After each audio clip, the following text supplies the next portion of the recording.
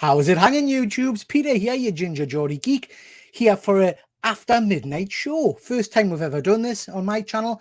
Thought we'd give it a go. Might be a massive flop, but we thought we'd just have a bit of a natter because I'm home alone, basically, and bored. So I needed some people to keep us company. So as usual, I sent out the flare gun, and I didn't expect anybody to answer my call, but actually a whole host of people said they wanted to join tonight. So let's get straight into it and see who we've got. We've got good old James Takey. Oh, he's yawning already, man. What's the matter with you? We haven't even bloody started and you're yawning. It's late, man. What's going on? You're just 12 years old. You should be able to manage this kind of stuff. I am a night owl, but for some reason, when you have to stay up, it's really hard to stay up, isn't it? How are you anyway, James? Are you well? I'm very good, man. Always a pleasure. Good stuff. Good stuff. Thank you very much for joining tonight. And as well as James, we're joined by one of my other very, very good friends. We have got Luke from Hydra Collectibles. How are you doing, Luke? I'm good. That was me thinking it was going to be Ephraim next. Oh, I build to Ephraim. I build to Ephraim. Yeah. I'm good. Yeah, this is different. This is normal time for you, isn't it? You're normally a night owl anyway. Yeah, I'm normally up and about. I'm normally doing things. I'm never on YouTube, mind. No. Yeah, unless you're watching my stuff, yeah? Of course. Naturally, good. Good. Speaking of night owls, though. Yeah. I mean, perfectly. We have literally got a night owl on the show tonight. I mean, yeah, wow. Good. Yeah, guys. Isn't that what we say? Yeah, something like that. Yeah. How are you doing? Yeah, not bad. I'd like to correct you, though. I am not an owl. I'm half man, half owl, all mowl. Mowl, right. Got you. All mowl. It's an absolute pleasure to have you on the channel, my good friend. And obviously, I've been watching your channel for a while now. Have you actually been on my channel before? I don't know whether I've been on yours. I've been on Ben's. Yeah. So it's a pleasure to have you, bud. Always a pleasure to see you. You know I'm a huge fan of your content. Yours and your Thank you, sir. Very talented daughter, and your very talented wife as well, actually, because she quite often takes part in our art show. Yeah, so true. Really pleased for you to be here. Well done. She's watching this, so is she? That. Good work. Perfect. Next, we've got another person who hasn't been on my channel before, but again, I've watched their channel for a long time, and that is Mark from Suddenly Comics. How are you doing, Mark? Hi guys, how are you? Not so bad, mate. Not so bad. Welcome to the channel. Really pleased to have you here. We're going to be talking all things comic books tonight, and I know you are a wealth of knowledge and skill in relation to comic books. So looking forward to picking your brain a little. Sure. And Dr. Von Hoot. How you doing, sir? Have you ever been on screen with a sorry, you'll have to correct us, DVH. What do you call it? A mammal? A hamel? A mowl. A mowl. First time I've ever been on a channel with a mowl. You see the things we're bringing you tonight, Mark. Yeah, there's another one you can tick off your bucket list. Yeah, You've been on with a mowl. Now, I'm not going to do Morris dancing or incest. No. You've got... Welcome to Triple G After Dark. Okay, guys. So I have been building, because there is one man that always makes a tremendous entrance. He's one of my best friends on YouTube. I've worked with him for a long time now, and he's an absolute superstar. So welcome, Ephraim from Past Point Comics. Aloha, comic book familia. I'm here to make sure you guys stay awake. And I just realized something. You guys are in the future, because I'm still on March 3rd, and you guys are on March 4th. So I promise, Ephraim, we won't tell you what happens. Okay. Spoiler That's free. Very true, Ephraim. That's quite weird, actually, isn't it? Ephraim, you're just fresh back from Hawaii. Did you have a nice time? I had a great time. I posted some of my pictures on Instagram and a couple of shorts on YouTube. It was great just to get away. You know, everybody goes on vacation. It just feels nice. But it also feels nice to come back home, you know. Yeah, absolutely. Very jealous. Always wanted to go to Hawaii. So, yeah, that's it. That's an incredible place to have been. Okay, guys. Before we crack on, let's just quickly jump into the chat and see who we've got. We have got, as ever, my best subscriber, Streamyard. Thank you very much for joining. Quack, quack. We have got Fuzzy Dunlop, Past the Horlicks, time for some post. Yeah, very true, Fuzzy. Nice of you to join with Fuzzy. We've got Luke from Hydra Collectibles. Fuzzy. We've got Mrs. Von Hoot. Thank you very much for joining. Make sure you've got your pens and pencils ready for Monday night, Mrs. Von Hoot, because we're going to have a hell of a night on Monday drawing horror stuff. We've got Highland G. Thanks very much for joining, bud. We've got Big Stack. Thank you very much. We've got Giggy. I always say Giggy. I never get it right. It's so simple. G-I-G-I. Is it Giggy? Yeah? GG. GG, That's right? Gigi? GG the ball. That's how we say it over here. GG. Thank you very much for joining with Gigi. Lovely of you to come along. We've got John Bromley. Thank you very much for joining, mate. We've got Dino. Thank you very much for joining, Dino. Haven't seen you for a little while, mate. Please do check out Dino's Instagram page. He does some tremendous comic reviews. Mrs. Von Hoot is just saying thank you. Let's have a look who else we've got. We've got Fuzzy. Never seen a DVH channel. I always thought it was American for some reason. But yeah, quite possibly could be. We've got Shapu for Comics. Thank you very much for joining me. And please, just a big shout out to Shapu. He did a superb image of me. He's done a lot of the comic book community. I know he's done Dr. Von Hoot as a wrestler, I believe. Was it as the Ultimate Warrior? Yeah, from Do a Powerbomb. Yeah, which was superb. And he did me as one of my favorite characters. Marvel Boy. Shapu? It's Shop. Is it Shop for Comics? Shop for Comics. Shop for Comics. It's fun, isn't it? Yeah. Shop for Comics. Yeah. Hey, I'm a Geordie, man. I can barely speak English, never mind read written words as well. We've got Connie, Sup Nerds. Nice of you to join, Connie. We've got Comic Lad Simon. Nice to see you, Simon. We've got Phil. Evening, good morning. I fell asleep and settled along to wake him up. Tremendous. Thank you very much for joining, Phil.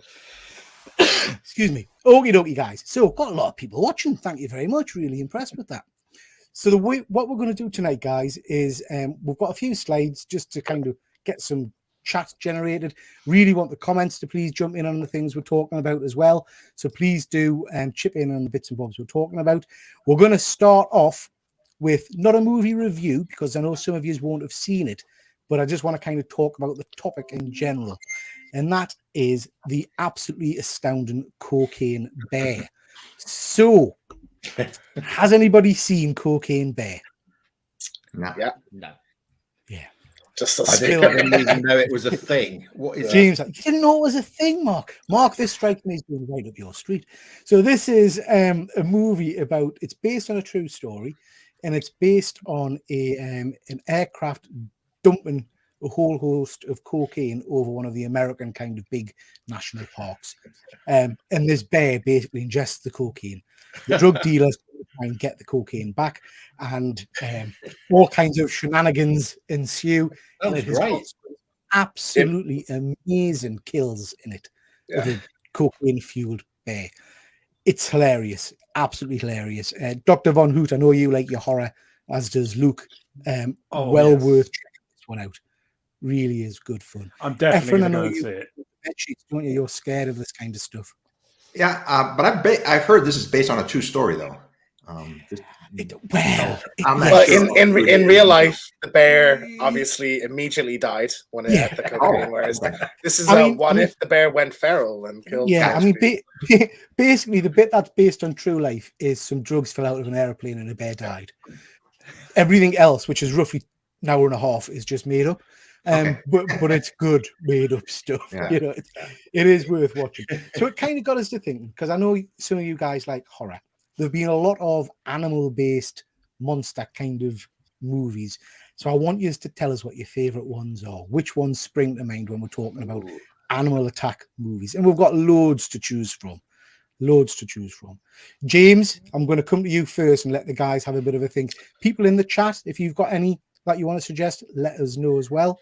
I'm so James, just getting up the name of it now because I forget what it's called, but it's a Sam Raimi produces it, and it's an alligator movie. Crawl, it's called. Oh, have you ever heard of this?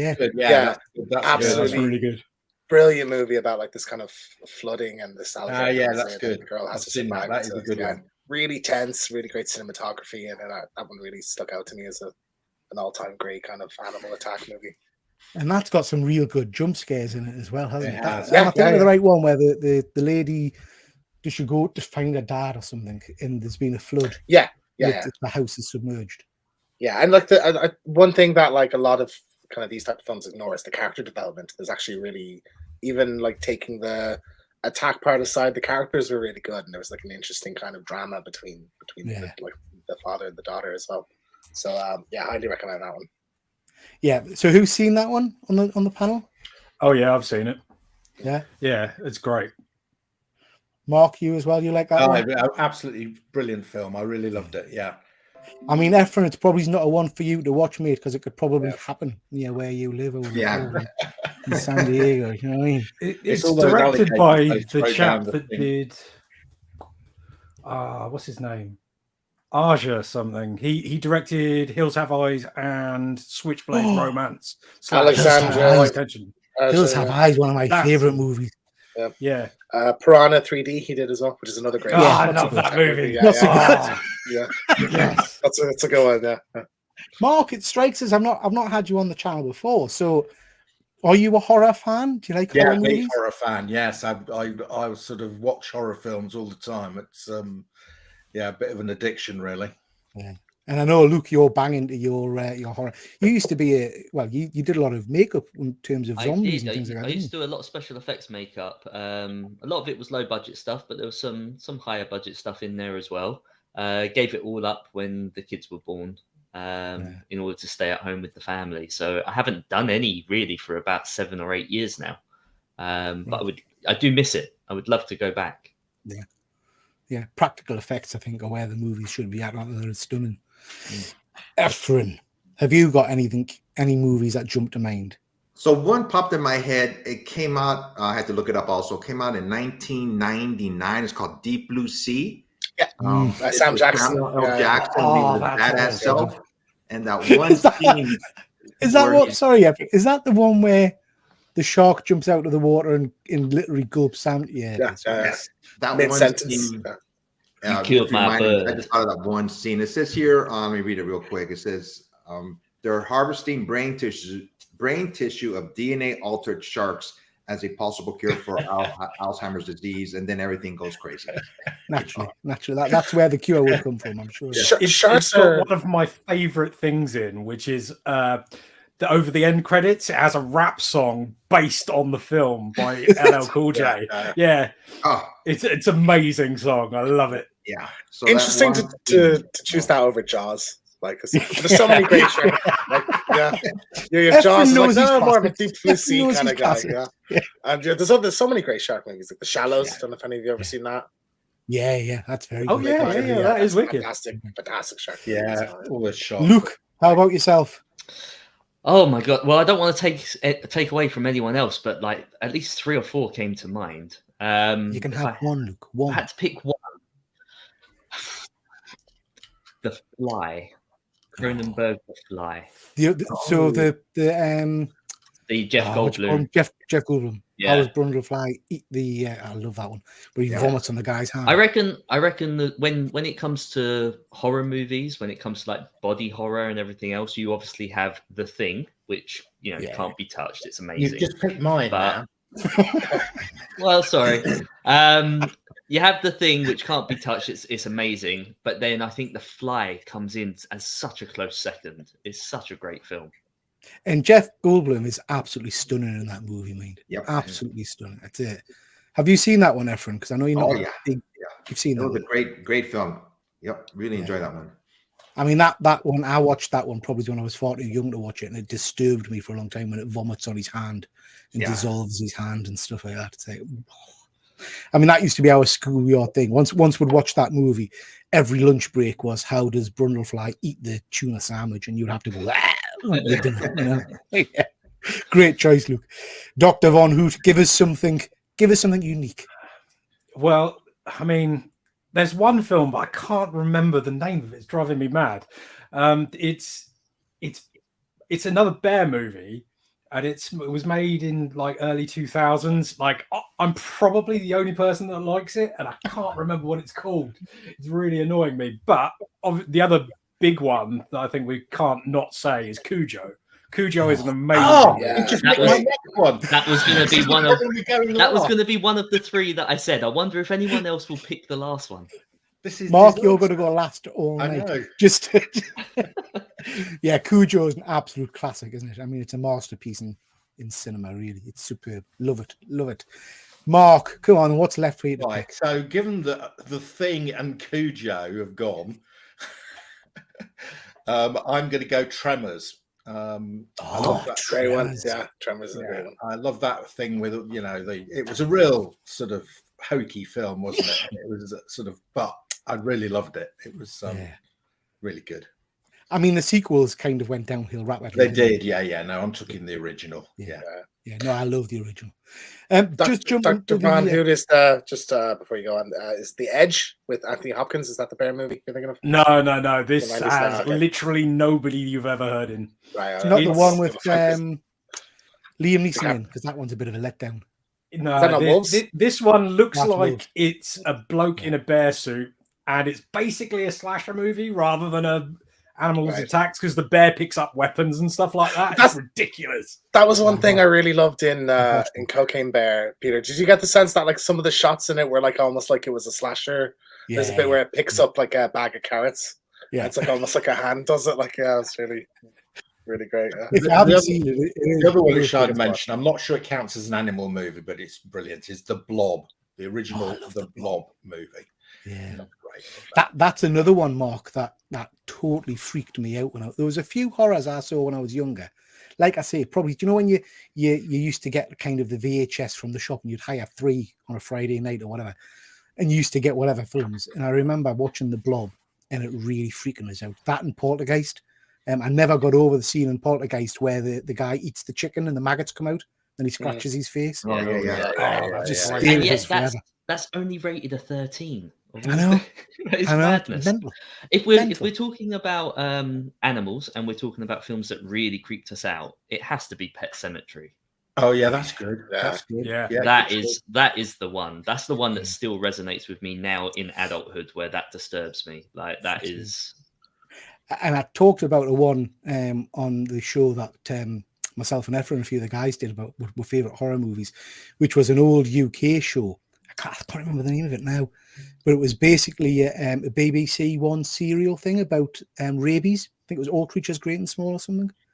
And it was that was on for 3 episodes, and it was horrific, absolutely horrific. Just jumping into the chat, we've got a few good suggestions here. Fuzzy is saying The Birds, absolutely Yeah, good Fuzzy, one. an Yeah, amazing movie. And you know, if you go back on what was that? Was that the 60s? Did that come Yes. out? Yeah. Yeah. Alfred Hitchcock. If you go back and watch that, the special effects and the way they got the birds on the lines and things like that, still, I mean, it's phenomenal. I was reading an article the other day about a sequel to that, which didn't go down very well. But I remember going to Disneyland, Florida, years and years ago, and I had an Alfred Hitchcock experience, 3D Alfred Hitchcock experience in one of the parks, and they did like the scene from The Birds with the 3D glasses on and the birds coming at you, and it was wow. That horrific. scene where she's sitting there and they're just landing on that climbing frame. Oh yeah. Yeah, it's just the slow building of Yeah. it is. Yeah, it's great. Excuse me.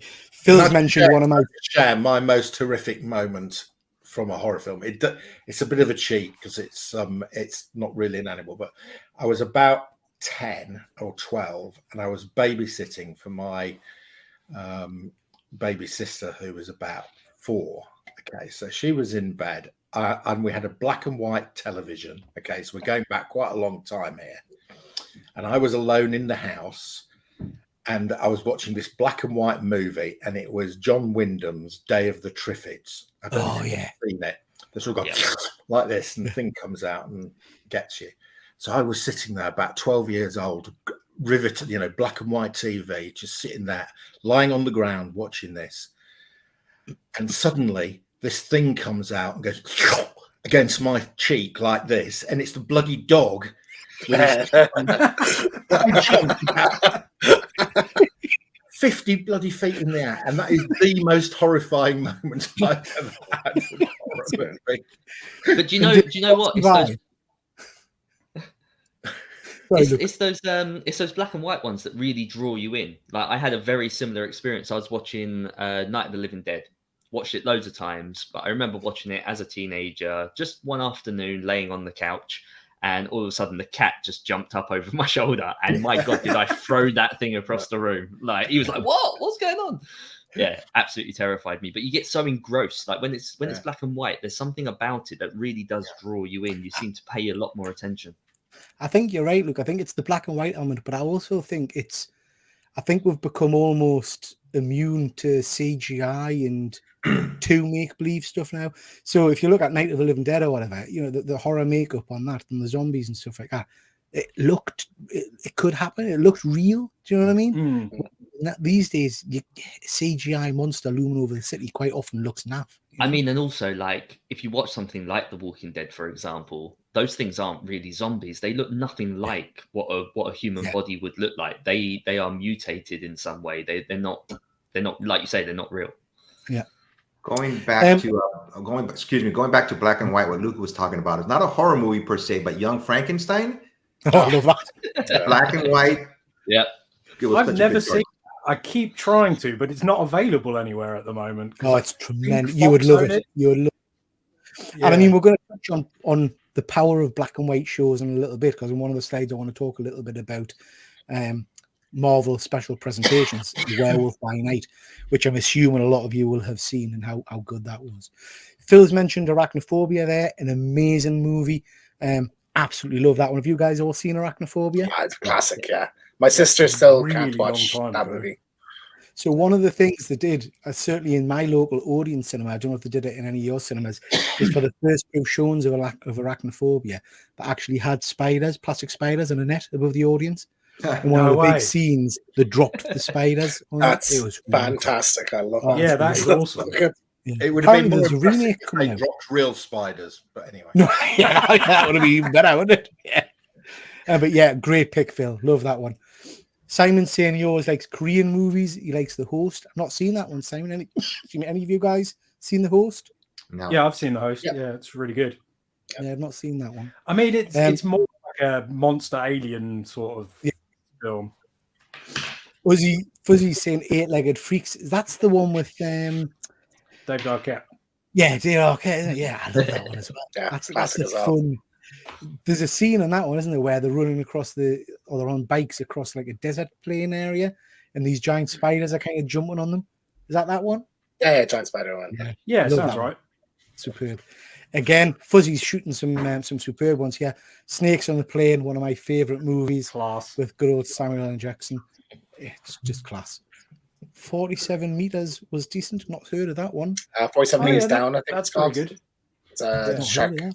It's like they're in like a shark tank, like under Ah, a right. cage, like down. And Oh, they yeah, like, I've seen that one. It's good. Yeah. Fuzzy's seen the fingernail scene haunted him as a kid. I'm not sure which scene that was of. Any of you guys know? Hills of Ice. Oh, Hills of Eyes, maybe. Is there Not anything sure. else you know that? Grizzly Man. Is that the film you're thinking of, Dr. Von? No, Dijk? that's a documentary. That's about the guy that raised the bear, wasn't it? Yeah. And then it ate him in the end. Yeah. This is a deep cut from Simon here. Yeah. Rubber. Rubber.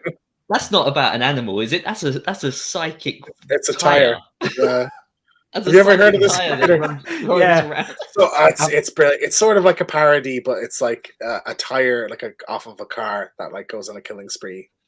It's the way it's just rolling around in the background. And it's not like there's not a face on it or anything. It's literally just a tire, and they film it like it's a scary thing. It's Okay. it's I a good wanted one. to like that movie more than I did, to be honest. Yeah. but- I think it's great. Like I really like. Sounds it. I really- interesting. Nobody's Sounds interesting. mentioned Sharknado.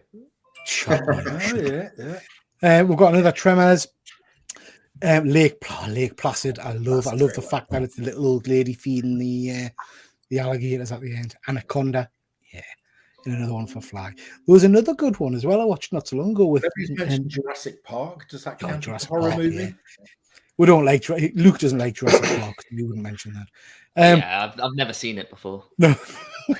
What's the one with Nathan Fallon, I think, where is it Slugs or something? Slither. Slither. Slither, James Gunn. Yeah. which James is actually Gunn. based on Shivers, right? Because that was Yeah. the original old one, Shivers. It was pretty much the same thing. Tremendous. Good. Still lots of good chat there, guys. That took a little bit longer than I expected, so that was good. Okay. What we'll do is I asked some of you guys to fetch along some comics or something to show. So, Mark, have you brought anything to show off? I have. I'm What have you got to show? I'm going to show something that I got recently. It's really unusual, and I had it graded. I got it back from grading yesterday, and it is a Mickey Mouse magazine #1. Wow, what's the age on that, Mark? It's actually Wow. Mickey Mouse magazine, volume 1, #2, and this is from 1933. Wow. Right. I thought this was going to come back as a 4.0, and it's come back as a 6.5 white pages. Nice. Wow. Which means it is the second highest graded in the world. Wow. Yeah, That's amazing.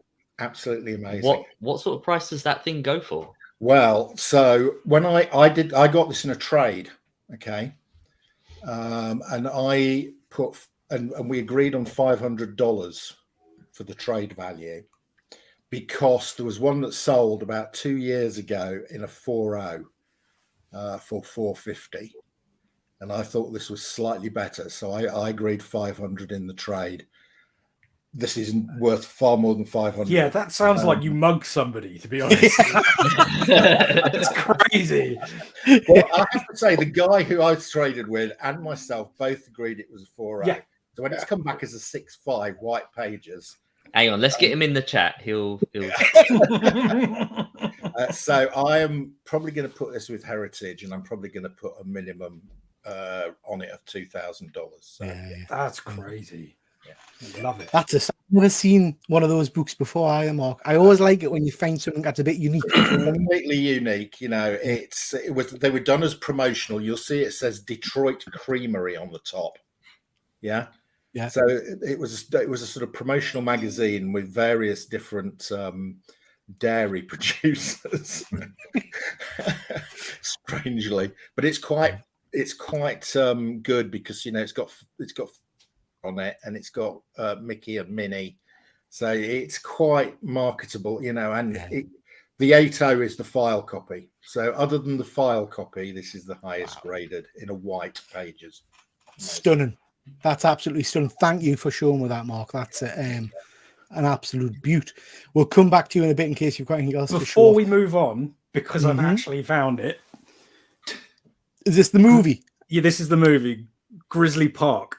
It is terrible, really, really bad, but I absolutely love it. Sounds like You a see, good you're watch. saying it's terrible, but the way you described it, it sounded phenomenal. Yeah. Before, I mean, it sounded amazing. It depends how much you're like me, is the gist of it, Yeah. as to whether you like it.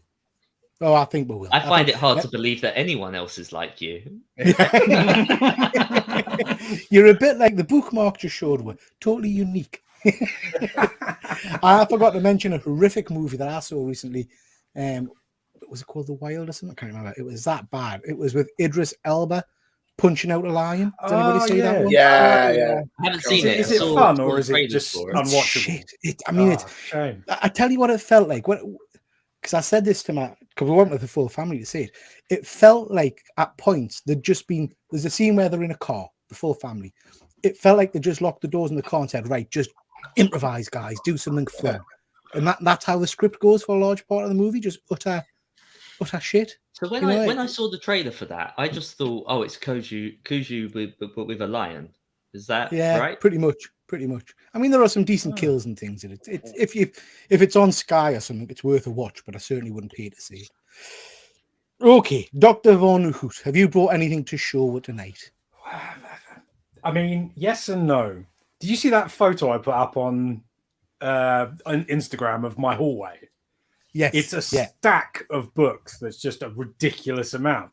So I just took a couple of them and thought I'd unbox them, and then, good stuff. we can talk about it. Because literally, I've had about 8 months worth of books just stacking up in there for You see, we were talking about this before we went live, because I do exactly the same. I have piles of boxes that I just don't get a chance to open. Phil's just saying that the Idris Elba film, I think, was utter cack. That's my favourite phrase for it, Phil. You're right. And Fuzzy's saying he makes great TV but bad films. Yeah, I can't disagree with that, Fuzzy. I've opened a good one. I Or thought was he it a was good? good as a good in the Suicide Squad. Oh, Nemesis Reloaded. I Have you love read it this yet? book. Yeah, I've read it all. Yeah, I read everything digitally pretty much. So Yeah, same here. it's That's an wicked. amazing series. I love that cover. Is that Yeah, issue it's great. 2, mate? Yeah, it is. That's issue Yeah. 2. I don't know whether I've got another one in it. Oh, apparently I ordered 3 of these. That's Just to cool, be isn't it? just to be sure. Yeah, Yeah. why not? Oh no, one's a variant. Okay, yeah. Okay. So yeah, this one's the black and white variant, and this one's color. Right. Got you. Yeah, cool. Very nice. Have any of you guys read any of that? No. Nope. Highly Your recommend pitch. it. Yeah, you were talking about it before, and your pitch kind of sounded interesting. It's Oh, very shit. cool. It's based. So Nemesis was out 10 years ago. It's by what's it called? Mark Miller? Not Miles. Mark Miller. Mark Miller? Yeah. Mark Miller. It's the Mark Miller Nemesis. Yeah. yeah. The original. Yeah. That's right. Yeah. So the original by Mark Miller. I know what you're thinking of. You're thinking of Nemesis, the 2000 AD thing, Mark. Is that one? No, it's the Mark Miller Nemesis. All right, yeah. So basically, you produced Nemesis 10 years ago or something. Yeah. And in the first issue of this one, Nemesis Reloaded, he basically says he's rebooting his own story because he wants to change it a little bit and change the origin. Okay. But the first couple of issues were really good. I've really enjoyed them. So yeah, great covers there, mate. Good picks. Luke, did you bring anything to show? So I haven't got anything to show because it's all upstairs and the kids are asleep. But I did want to make a recommendation. I don't read a lot of modern books, but I have recently picked up 8 Billion Genies. Yeah. I absolutely love it. Now I'm not fully up to date. I've read maybe 5 or 6 issues. But yeah, what a great story that is. So I would like to recommend that to anybody who is interested. Yep. So I've read the first couple of issues and it's tremendous. But what I've heard, and I don't, are any of you guys up to date with it? Yes. Yeah, I am, yeah. Issue 7, I think. Yeah, I've some of the guys on the Killer Comic Show who recommended it have said that it kind of starts to get a bit wishy by the end. It kind of peters out a little bit. I think I understand why they're saying that, because I think it's a concept book. And once you've got the concept, it's not as novel. Yeah. Because it's like a dinner party conversation, isn't it? So if everybody in the world suddenly got a genie, what would you do? Would you use your witch immediately? It's the idea that they're selling, isn't it? It's exactly. It's a really context. interesting idea, and this is their version of how it plays out. And as you get deeper into it, you know, their ideas develop further, and that might be different to your idea. But it's still a great concept. My view was it was like the previous year's great concept was Stray Dogs, where we're going to combine Disney with horror. Yeah, great concept. So it was a concept book, and it was a great concept, and they executed it very well. 2022, last year, I think the equivalent was 8 Billion Genies. And I have followed it through to the end. I agree. The first issues are stronger than the later issues, but it's still worth reading through. How many issues is it, Mark? I think it's 8. So I'll probably it goes the first 8 seconds, the first 8 minutes, the first 8 days, the first 8 months, the first 8 years, the first 80 years, and then it's So I've got the first couple of issues, but I'll probably read it in trade paperback. I tend to pick a lot of my mini series and things up in hardback or softcover and read them. It feels like something that'd be better in a trade. Anyway, Yeah. I mean, how many issues is it? 8 issues or something? I think it's 8. It might only be 7, but I think it's. I think I've. It would make sense to be 8 if it was 8 billion. Yeah, 8 billion genies. Like the namesake. Yeah, perfect. Yeah. We've got a few suggestions in the chat there. Southern Night Kyle's just joined. Hi, Kyle. Thanks for joining, my mate. Phil's saying Cosmic Ghost Rider's back. Yeah, I've got that one on my read list, Phil. I love Cosmic Ghost Rider. He's one of my favorite characters. Very smart. You guys heard of Cosmic Ghost Rider? You know the backstory to him? Yeah, Frank Castle. The Thanos wins storyline that he makes phenomenal. his first appearance in is one of the best modern stories I have read. It's amazing. Completely agree. And Phil, if you're still in the chat, mate, I don't know if the Nerd Herd have done Thanos Wins. I can't remember having watched an episode on that. It's well worth a read. I mean, for me, it's a winner. I think you're right, Luke. It's brilliant. I'll put that on the list because I've got no idea about Oh, it. mate, So. if you like, I mean, I have to be honest. I've kind of strayed away from mainstream Marvel a little bit. I mean, Ephraim talk about this quite often. It's more indie books we pick up now. Yeah. But Thanos Wins, which is, I can't remember what the issues are. Is it 13 to 18 or something? So in yeah, the so obviously you series? had the full run that started way before, but the actual story of Thanos Wins is from issue 13 through to 18. Okay. Well worth a read. Really worth a well. read. Yeah. Yeah, I'll go very on worth that. it. Okie dokie. So where do we get to? Ephraim, have you got anything to show off? So I pulled some books out of my vault for you, Peter. AF-15 The again. great Oh, Ephraim no. Vault. This is where Ephraim shows we're all up with his amazing books. Okay, first one I got last year, Avengers #1. Oh, just Avengers one. Yeah, I've nice. got Very it in a nice. trade. That's stunning, Ephraim. So Ephraim bringing the big books. Wow. yeah, I've got an Avengers one signed by Stan Lee, but it's in terrible condition.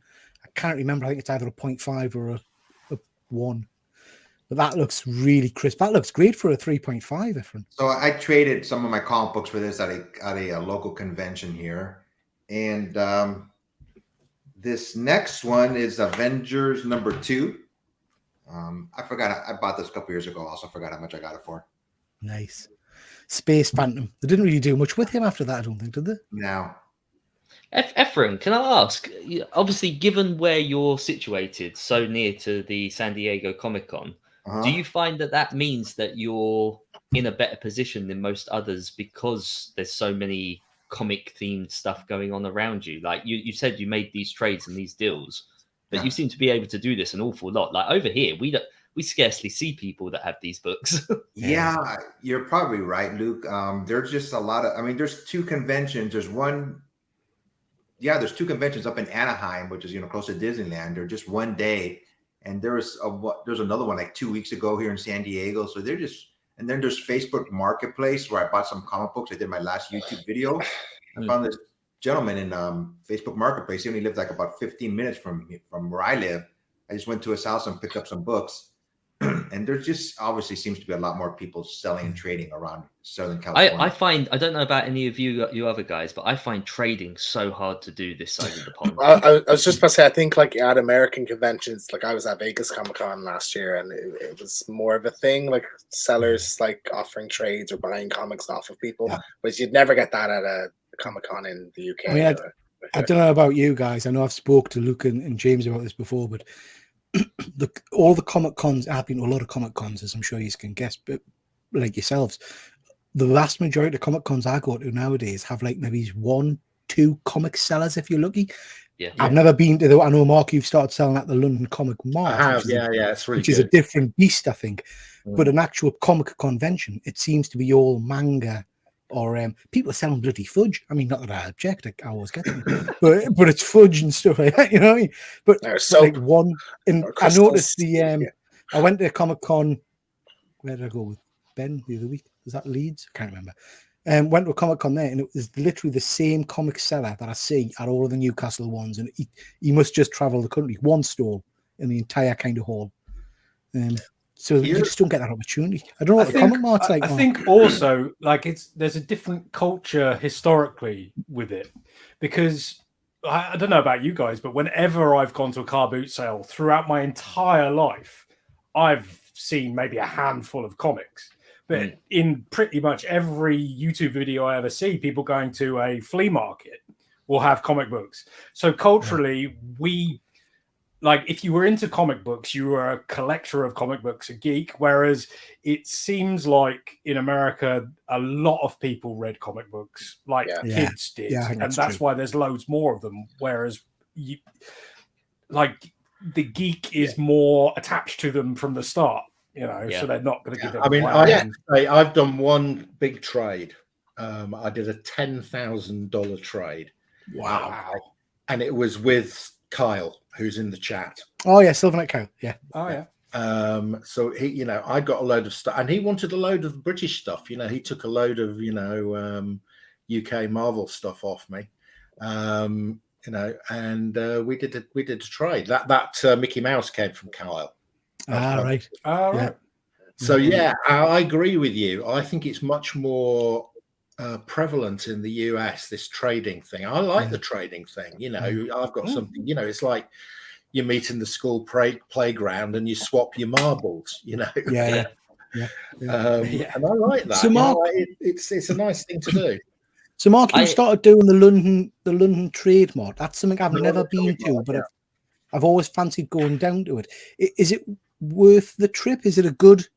It's 80% comic sellers. You know, there's about 20% sort of Funko Pops, but that's it, and it's all comic stores. You know, there must be 25, 30 comic sellers. You know, you go to a Comic-Con, there's about 3 or 4 if you're lucky. Yeah.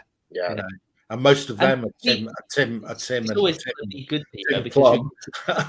So you know, it's and it's with people who want to buy comics. So I went to the Nottingham, my first ever con I did. Me and my son went up to the Nottingham ComicCon, and I sold 3 comics. Really? You know, I was down on the day by about 200 quid.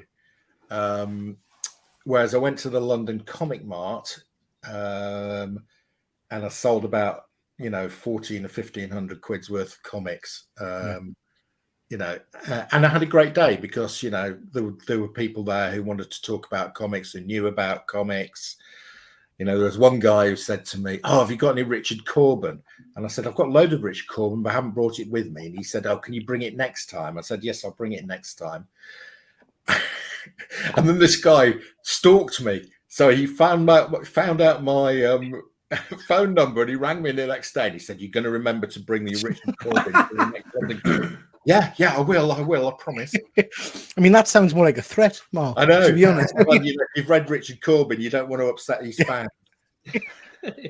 So just Funko Pop sell and comics don't. That's the unfortunate reality, I think, of it at the big conventions. And I think, you know, Fuzzy's made a good point there about the collecting in the States. Although I would say, I mean, I certainly didn't, but was cigarette cards a thing for a long time? I don't know how popular that was in the UK, or if that was an American thing as well. I had loads of them as a kid. Yeah. My dad being a smoker, I just had loads of them. Yeah, sports cards and things like that as well.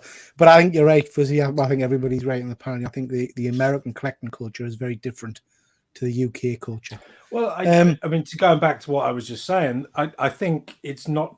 I think children back in the 70s and 80s in the US were buying comics as well as geeks, whereas I don't think the US comics over here were being bought by kids so much. Like I didn't go into my local corner shop and there was, you know, American comics. Like there were printed versions of those comics, but not. You see what I mean? Yeah, exactly. No, I mean, myself and Luke have done a few videos on those UK variants. We're big fans of those, but I certainly know from my local estate agent, she used to once a month get like a pile of 10 US comics, and there was no rhyme or reason to it. You know, you would get issue numbers from all over the place. You couldn't follow a series as such. You basically picked what looked nice on the cover. You know, right? Yeah, good stuff. James, have you brought something to show? I got one more. Oh, sorry, Ephraim. Back to you. Of course he does. Back to Ephraim. I saved the best for last. I bought this about 10 years ago, and I got it signed by a guy named Stan Lee. I think you might have heard of him. It's Avengers. Stanley what? Look at that. Ephraim, you swine. In a 6.0, are you? That is I mean, crazy. I've got 6.0 yellow label signed by Stan Lee. Yeah, and that's the first Captain America back in the Silver Age, isn't it? Yeah. I've got the UK, the Pence copy of that. I think mine's a 4.0, but it's unfortunately not signed by Stan. That's one of my favorite books, Ephraim. I love that one. Brought it out for you. I just wanted to check. You can't see my nipples through this, can you? Yes, all night. To be honest, it's been hard to not look at anything but your nipples. We prefer calling them hooters. Yeah, yeah. I like it. Who does? I like yeah. it. Yeah. That's an amazing book. And in a 6.0, I'm never. I thought you were talking getting about who does.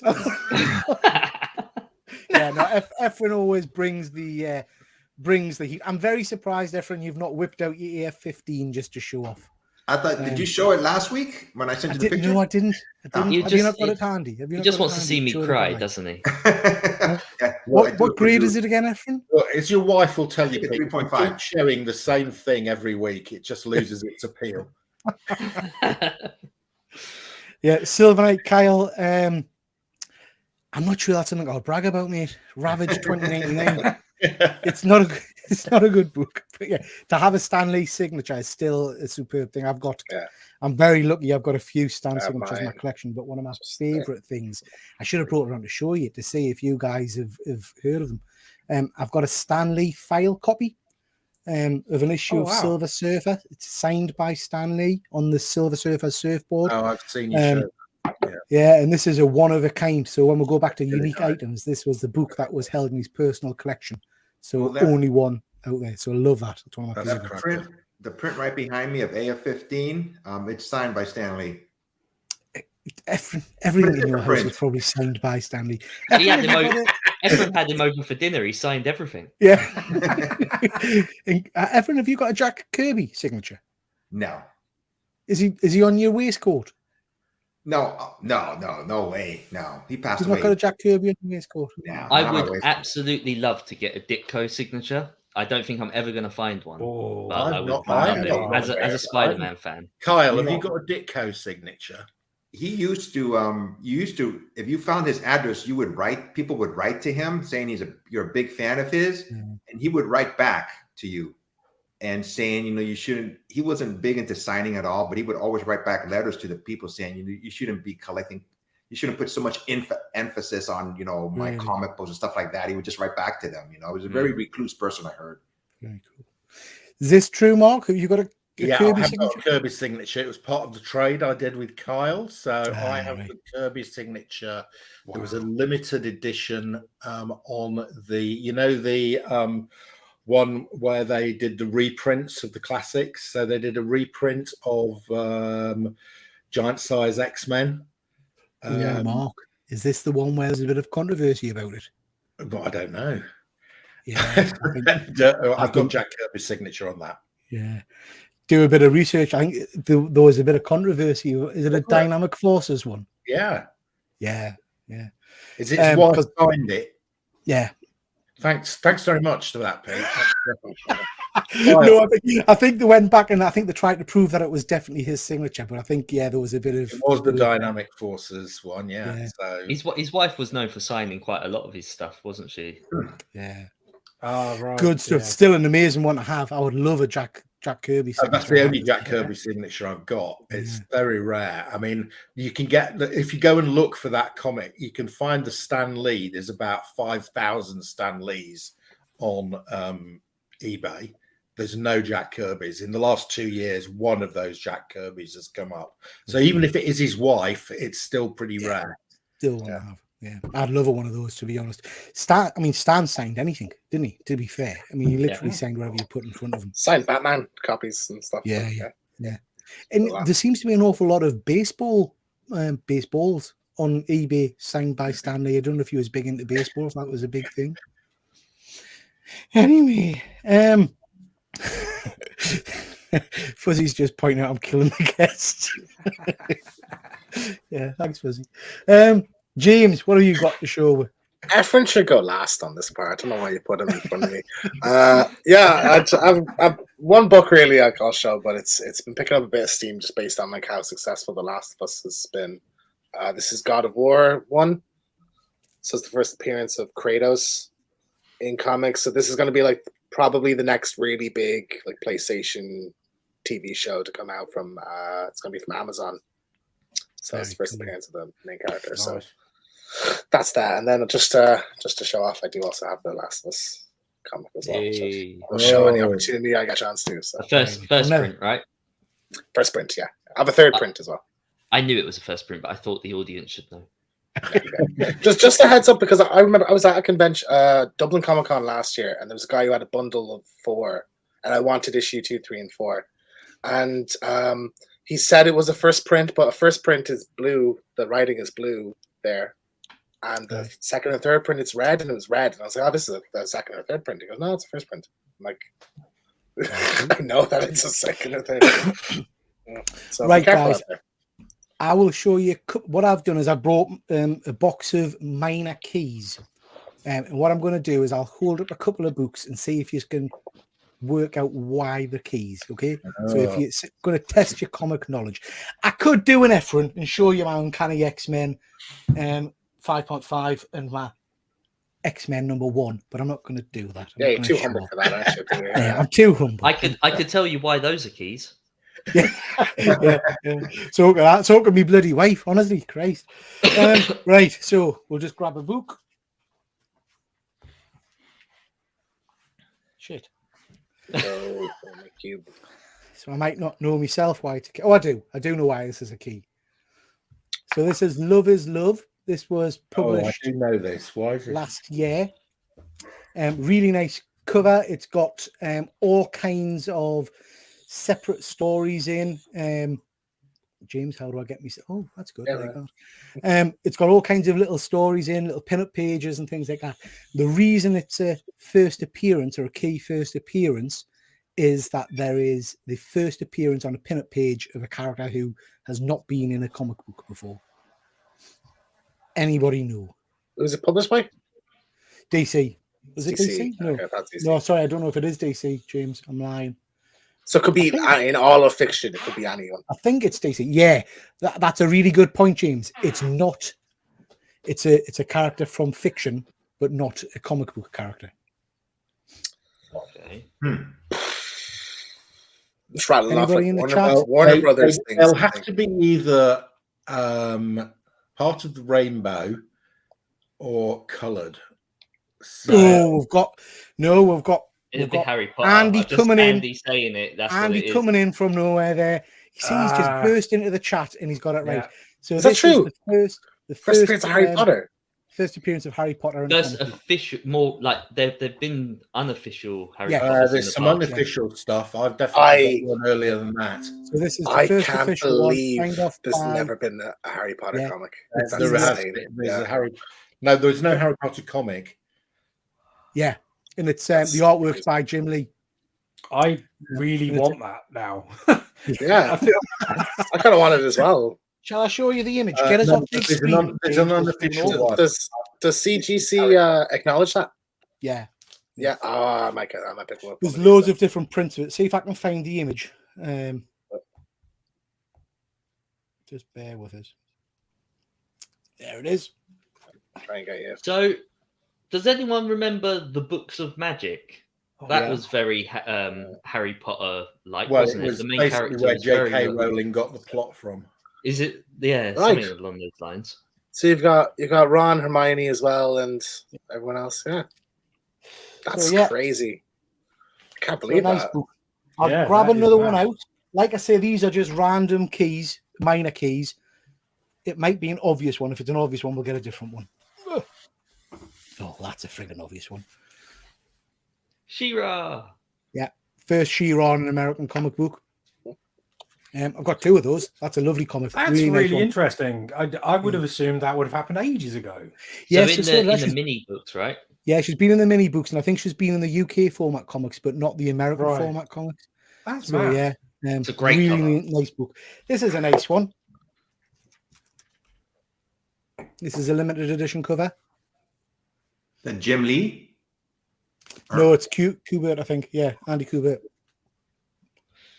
So this is Batman 655.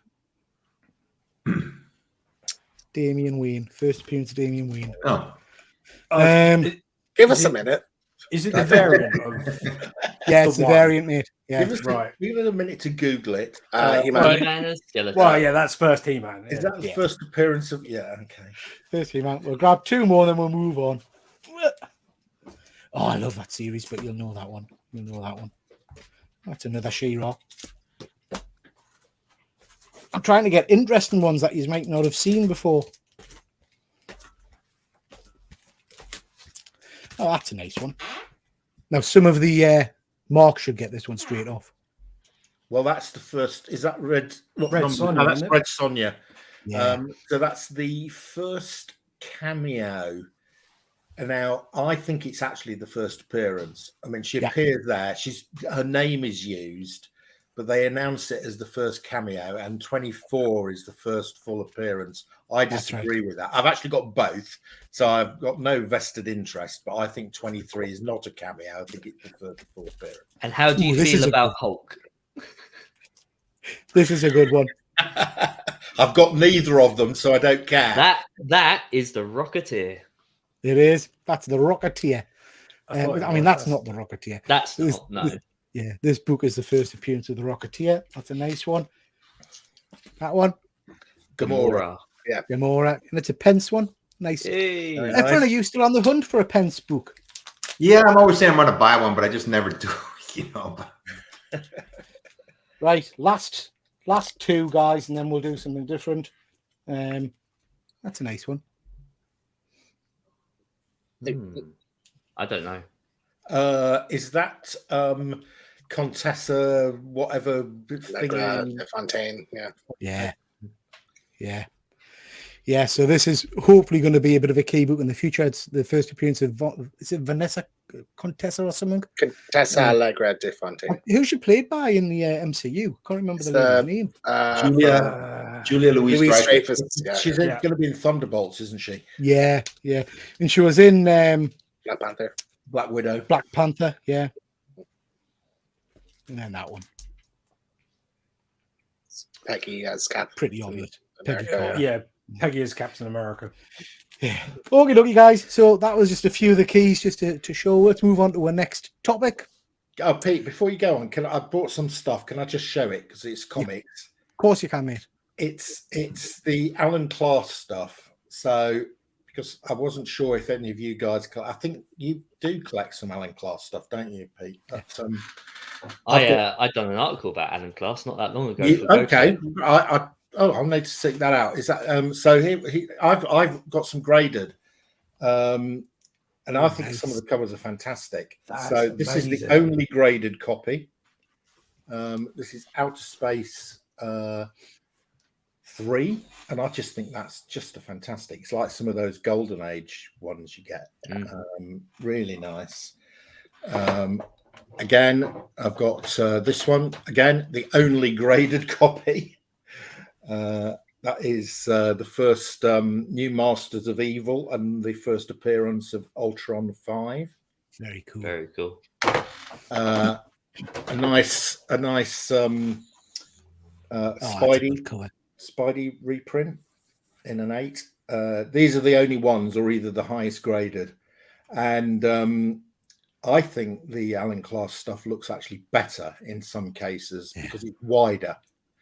Okay, so they magazine size. I was going to say, yeah, you get the full drawing. Okay, so they were still drawing on the Golden Age boards.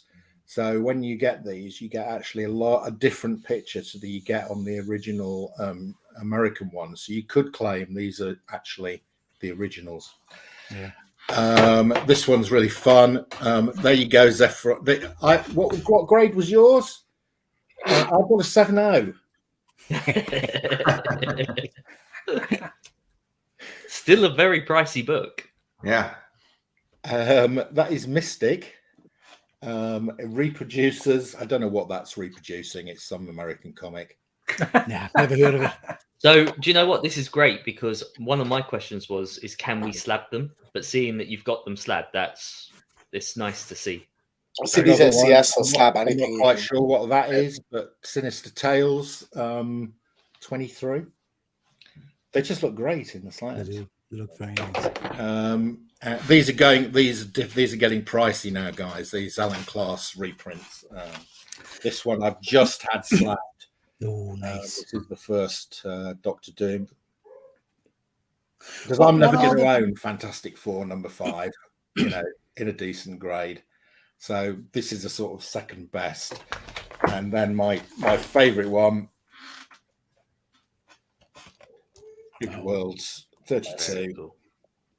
Fantastic. Very Four. nice. Mark, do you have any more of these like kicking around Raw? Like, do you have any I others? do, yeah. I've got loads of raw ones. Yeah. I'm desperately after. I can't remember what issue number it is, but I think it's Uncanny Secrets or something along those lines. But it's the reprint of the Lizard Lives, where it's got the lizard climbing down from the building with Spider-Man. Yeah. I'll get it out for you. I'll send you a picky, and you can. And I mean, it's not an expensive one. So it's just one that I've always been after. So if we can talk about that, it'd be appreciated. Yeah, no, See, that's amazing. See, this channel's making dreams come true. This is like one of those things where we're going to bring on your relatives and things next. That was beautiful. You're like Jim will fix it, aren't you, Pete? Oh, thanks very much. Thanks, my favorite character. Thanks very much for that. So I take these into CGC and I go and they sort of say, and they go on the submission form. I took one in the other day to CGC. I was in their office in London, and I took in Astounding Stories number 3, and they hadn't got it on, because you put it in the submission form and it doesn't have it. And so I said to the guy, "It hasn't got this," and he said, "Oh, that's because I said nobody's ever graded one of these before," and he said, "Well, okay," and he just altered it on the form. So yeah, it's great getting some of these graded because you get the only ever graded copy.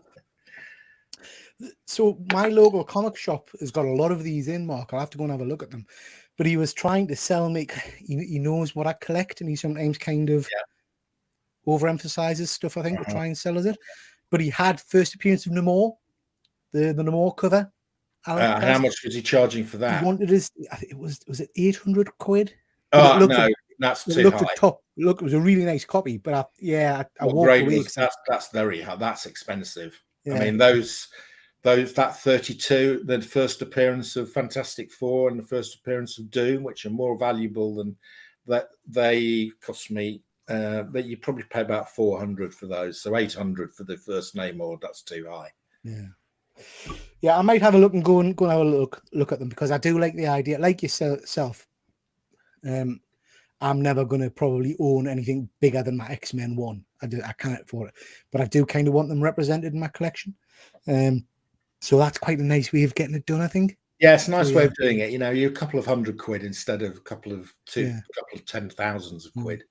I don't know how much Zephron's 6-0 signed by Stan Lee's. Yeah, considerably more, I would imagine. And he's just jumped in there and said he sold half his collection today. Wow. Wow, that's a big step, Andy. I know you were trying to shift some books, so I hope it was a sale that you're happy with. So well done. Nice to hear. Okay, guys, we've got a couple of other topics to go through. I'm just aware of time. I don't want to keep you up too late. Mandalorian. Has everybody seen Mandalorian? Yep. Are we all Star Wars fans on the panel? Hey, Mark, this is your opportunity, Mark. Oh. What happened there? Is that gone away? He's just left in back. Just disappeared. I thought you might have kicked him out. No, he's gone. Oh, Must have disconnected. Come back. Back in a sec, He'll come back. He flew off Mark, into the night. You're about to rise very, very high to the top tiers here, because I'm going to ask you a simple question: Star Wars or Star Trek? I'm afraid it's Star Trek. Oh, I see. That's nothing to be afraid of, me, if that's the right answer. Well done. Is it though? Yeah. Is it though? Yeah. Really? Let me ask you a question now. Is it Kirk or Picard? I mean, that's just an obscene question. Who can choose? That's like choosing between your children. If I was forced, I would have to go Picard.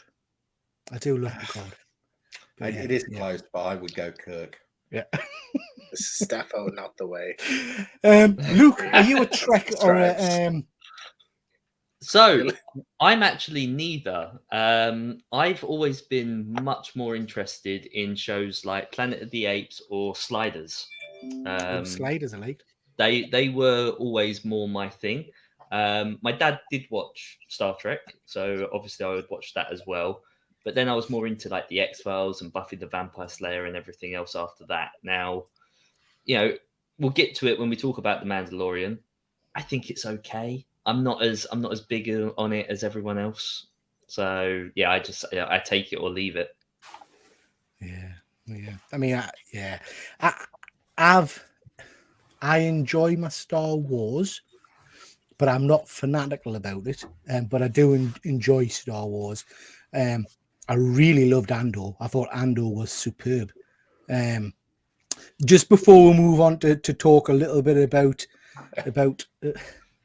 Mandalorian, Dr. Von Hoot, I'll ask you the same question. Are you a Trek or a Wars man?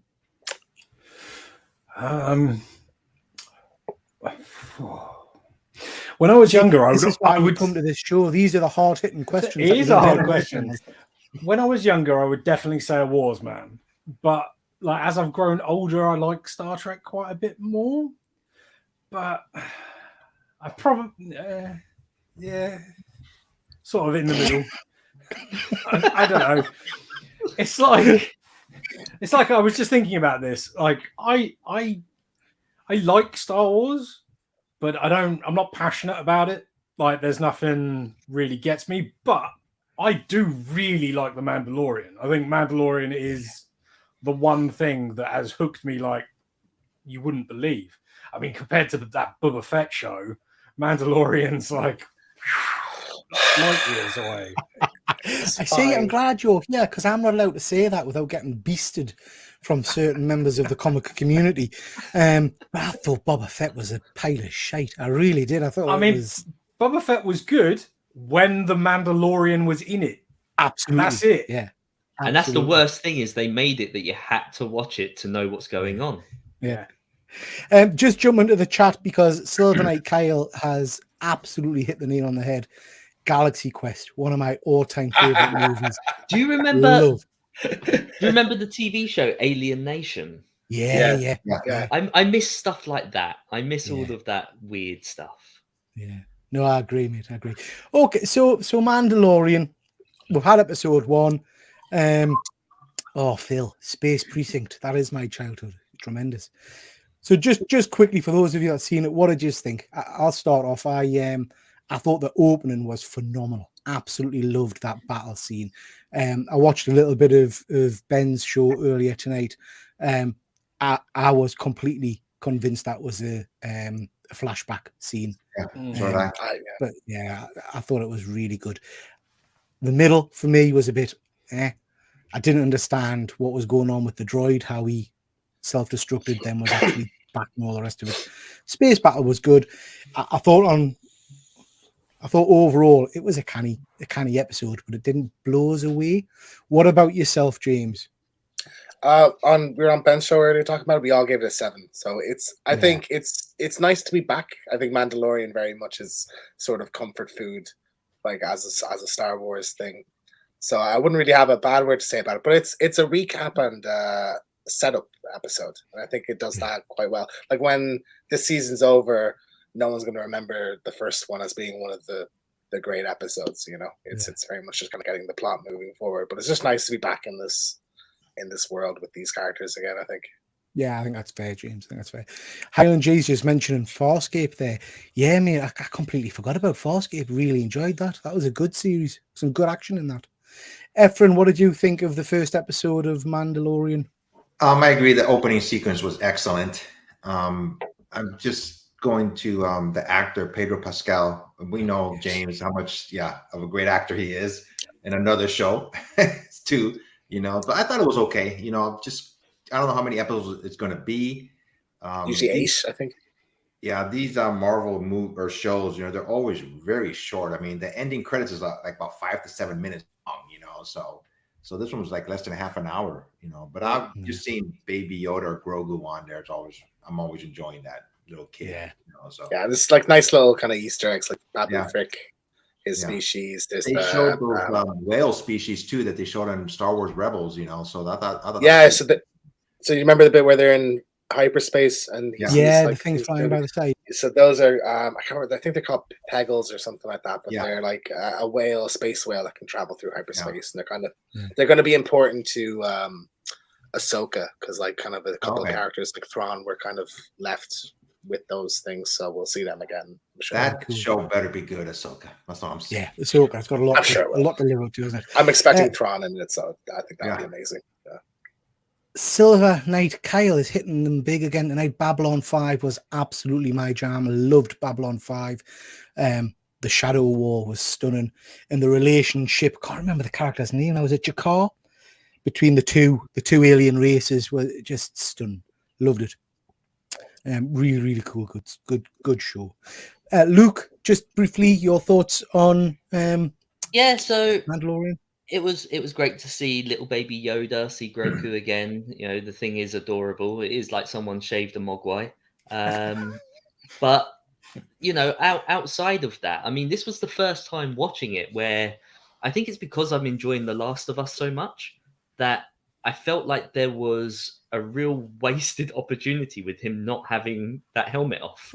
Like the actor is so expressive, the actor is so good, and obviously we've had like 2 seasons of him as the Mandalorian with that helmet on, and it's only now that I'm starting to think, man, that's a waste.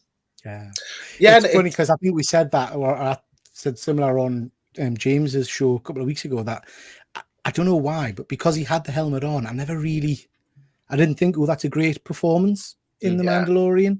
But now you watch The Last of Us, in Pedro, he's just a phenomenal force of nature. You know, he's amazing.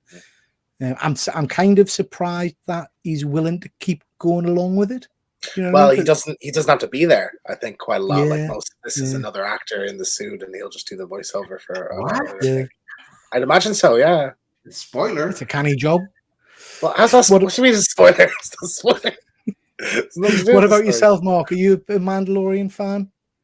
I did like the first 2 series. However, I have to tell you, I let my Disney Plus subscription lapse after She-Hulk, and I haven't renewed it. So I have not watched the first episode of Mandalorian 3. And hearing you guys, I'm not really rushing to resubscribe to Disney Plus to watch it. I think that's fair. Did you watch Andor, Mark? Now that I have heard you've talked about it, and I think one of the Killer Comic guys really liked it. Oh no, it wasn't. It was Ben who really liked it, wasn't it? So that is the one I would quite like to watch because it has had good reviews. But so I do I found- renew my Disney Plus subscription? Maybe. Honestly, Yeah, I I'm found Andor. Sorry, Luke. I found Andor the best Star Wars has done for a long time. Okay, right. Okay, Actually I might good. renew just to watch that. There, Yeah. I have heard good reviews of it. Yeah. Sorry, Luke. I was just going to say, I'm because I can take it or leave it when it comes to Star Wars, and because even the MCU is lacking for me at the moment. I don't feel like I need to watch everything as soon as it comes out anymore. And so I'm almost tempted to let Disney Plus disappear for a while, because I know that if I pay for a month subscription at any point, I will watch all those different shows that I want to watch within that point, month. mate. That is a good point. Why am I paying for multiple months when I know that I could just binge watch it all? Yeah. When the time comes, and That's a good I'm point. quite tempted I'm to gonna do do that that. now. Yeah, That's a good idea. I have to say, I find a lot of stuff to watch on Disney Plus. Yeah. And I would steer you even away from Marvel and Star Wars and tell you to go and watch Only Murderers in the Building Well, with Steve Martin and show. Martin Yeah. Short. That I is a only great watched- show. Yeah, I want to see that. Yeah. I only watched the Mandalorian episode an hour before we came on here because we were going to be talking about it. Yeah. Otherwise, I would have waited to watch it when I had time. Yeah. I don't know For Disney whether Plus, they got a lot of stuff like very close to cinema release. Like there'd be the Kingsman. Like I went to see it in the cinema, and 2 days later it was on Disney Plus. Like so. It's good for that. that was a rough watch, though, wasn't it? Yeah, it wasn't the best. I mean, it had some decent bits, but it wasn't the best, was it? Yeah, I agree. I might try a Fire Stick. I've got a Fire Stick somewhere. Yeah. All right, guys, I got a quick question. Star Wars, Star Trek, or Battlestar Galactica, the reboot? Oh, Battlestar. Yeah, That's one Battlestar, I series think. I wish they would bring back somehow. That series had me, captivated every time it came on. I really enjoyed it. All right, then. If this is what we're doing, Ephraim, if you're escalating, Ephraim, Star Wars, Star Trek, Battlestar, Buck Rogers. What about Buck? I loved Buck Rogers. Oh, V. Ooh, bring back V. V. Did anybody watch Oh, V? Yeah. Robert England. Yeah, that's good. Oh, Yeah. superb. That was a great series. Dr. Von Hoot, what did you think of Mandalorian? I thought it was solid. Like, I was really into it. That was good, but it was like a setup. It was all filler, and I could have done without the algae, pirate bloke. Oh no, I love Like, that. I love that guy. Yeah, It's just like it's too on the nose. He's a pirate, and he looks like he's like a crap villain from Pirates of the Caribbean. but that's the thing. it's Like, just. that's always been Star Wars, though. You have like samurai. The Jedi are, their clothes are even very samurai-esque, and cowboys. Yeah, but do they look cool or not? Like, because I think he looks cool as a pirate. Yeah, he's awesome. I'm excited to see him. He's going to be, I assume, like a fairly big antagonist of the season. Yeah, you're probably right. Yeah. Dark. I'm 100% with you, Dr. Von Hoot. This is the bit where my esteemed colleagues who are very into Star Wars disagree with us quite often. Sometimes Star Wars just goes that little step too far for me with the kind of I didn't. The algae man took me out of it. Put it that way. Yeah, I think same thing. But at the same time, the bit where they got the droid, I forget the droid's name, IG-11. sorted out with like the little like.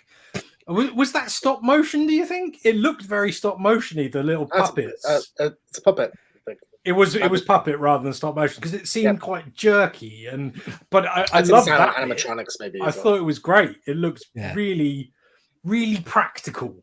I love a bit of practical effects, and we don't get it enough anymore. Like we really don't. Like watching Ant-Man was like, nothing was there. It was just 3 people and a big green screen, and that was that. Whereas I love the fact that was an actual puppet, or like I was wondering whether it was stop motion, but either way, it was a real tangible thing moving. And I love that. What a stunning segue there, Dr. Von Hoot. You can come again. That was perfect. So Ant-Man 3, we're not going to do spoilers because I'm sure a few people on the panel won't have seen it. We've done a live show already talking about our thoughts on it. But the box office dropped, and I think it's fair to say, regardless of what individual views are, it's fair to say that it's getting a bit of a critical mauling at the moment. I think there's a few negatives, and I would imagine Marvel are starting to get a little bit worried. So, just to try and spitball a little bit, we've got Ant-Man on one side. We've had some pretty ropey shows and movies recently. We've just talked about She-Hulk briefly, which some people will say was great. I think it had 1 or 2 good episodes, but then some naff ones. But what I do think was great was the Werewolf by Night special presentation. That's probably, for me, one of the best things that have come out of Marvel in a long time. So, just quickly, do you agree? Did you enjoy the Werewolf by Night? And what I want to know is, what do you think they should be doing next? What should be the next special presentation? Which characters do you think they should bypass a movie and give one of these special presentations to? Because I think this is the way Marvel will go. I think they've been burned at the cinema. They're going to try out new characters in these special presentation format. So, bit of a big question. We'll start with you, James. What are you thinking? Yeah, but there's a few kind of characters I'd love to see. I think like a Howard the Duck one is an obvious choice, because they're not going to give him a movie or a show, but it's a good way to have something. But like I really love like messing with different genres. So even like within horror, maybe do like Man-Thing, but it's a riff on like 1980s slasher movies, like at a camp or something like that, instead of like the 40s Universal thing. Yeah. So that's one I'd love to see. But like if it's just to pick a character, Nova is one I'd really love. I think that's a character that's really overdue. So I'd be particularly eager to see him. And that's been rumored for a while, hasn't it? Because, and again, Nova's such an amazing character with an amazing backstory, and we've got a couple of different versions knocking around now. So, again, I think that would be a real interesting one to bring to the special format kind of scene. What about yourself, Ephraim? What do you think? Going back really quick to Ant-Man and the movie, how it dropped. I think a lot of people who are watching these movies now are like actual comic book collectors or fans of these superheroes. You know, when Marvel first started, everybody wanted to go see it, and even if they didn't collect the books, but it's just hard, you know, to keep up the same momentum. You know, so I agree, mate. I agree. As far as a character, I've always liked this character. When she first came out, Vision's daughter, Vision. Unique character, and if we're going out there, you know, somebody that's not well known, maybe have Vision somehow. You know, he had a daughter. You know, but we are getting the Visions, aren't we? Or is it Vision Quest? Oh, we are. So they've announced that that's going to be one of the next series starring Paul Bentley, and they'll have some of that extended cast. So I'm hoping that she's going to be in that, because there's the robot dog as well, isn't there? Yeah, I like that little green dog. Yeah. Yeah. That would be tremendous. Just before I come to you, Luke, Fuzzy's mentioned Union Jack there, and I know Comic Lad Simon's mentioned Captain Britain. Fuzzy, just to say, there was a bit of news, was about 6 months ago, that Jason Statham had talks with Marvel, and this is who I thought he would be. He's too rough around the edges to be Captain Britain. But I could see him doing a Union Jack, kind of doing a spy, James Bond kind of espionage kind of thing. I think he would be superb at it. I think that would be really good. Okay, Luke, what about yourself? So I think that they should, rather than it being a particular character, someone specific, I think that Disney are probably more likely to just play their strongest hands. So, for example, there's a lot of legality over who has movie rights, etc., who has TV rights. And the Disney Plus platform is that grey area in between. So if you can do one of these presentations, which is effectively a mini movie, you're basically creating that for TV, and thus it's not a movie, right? And so you could get away with doing Spider-Man stuff, and it doesn't affect Sony, even by employing certain actors who play certain roles as under different contracts and everything else. You know, these are all things that I think they can get away with. So obviously there's this whole thing about maybe Hulk can't get his own film because of the rights being over at Universal, although I have heard recently that they're trying to win that back over and make a deal to swap that out. But this is the perfect platform to do it, because they're merging television and movies. You know, like when we were watching The Mandalorian, that is a movie quality monster in that first scene.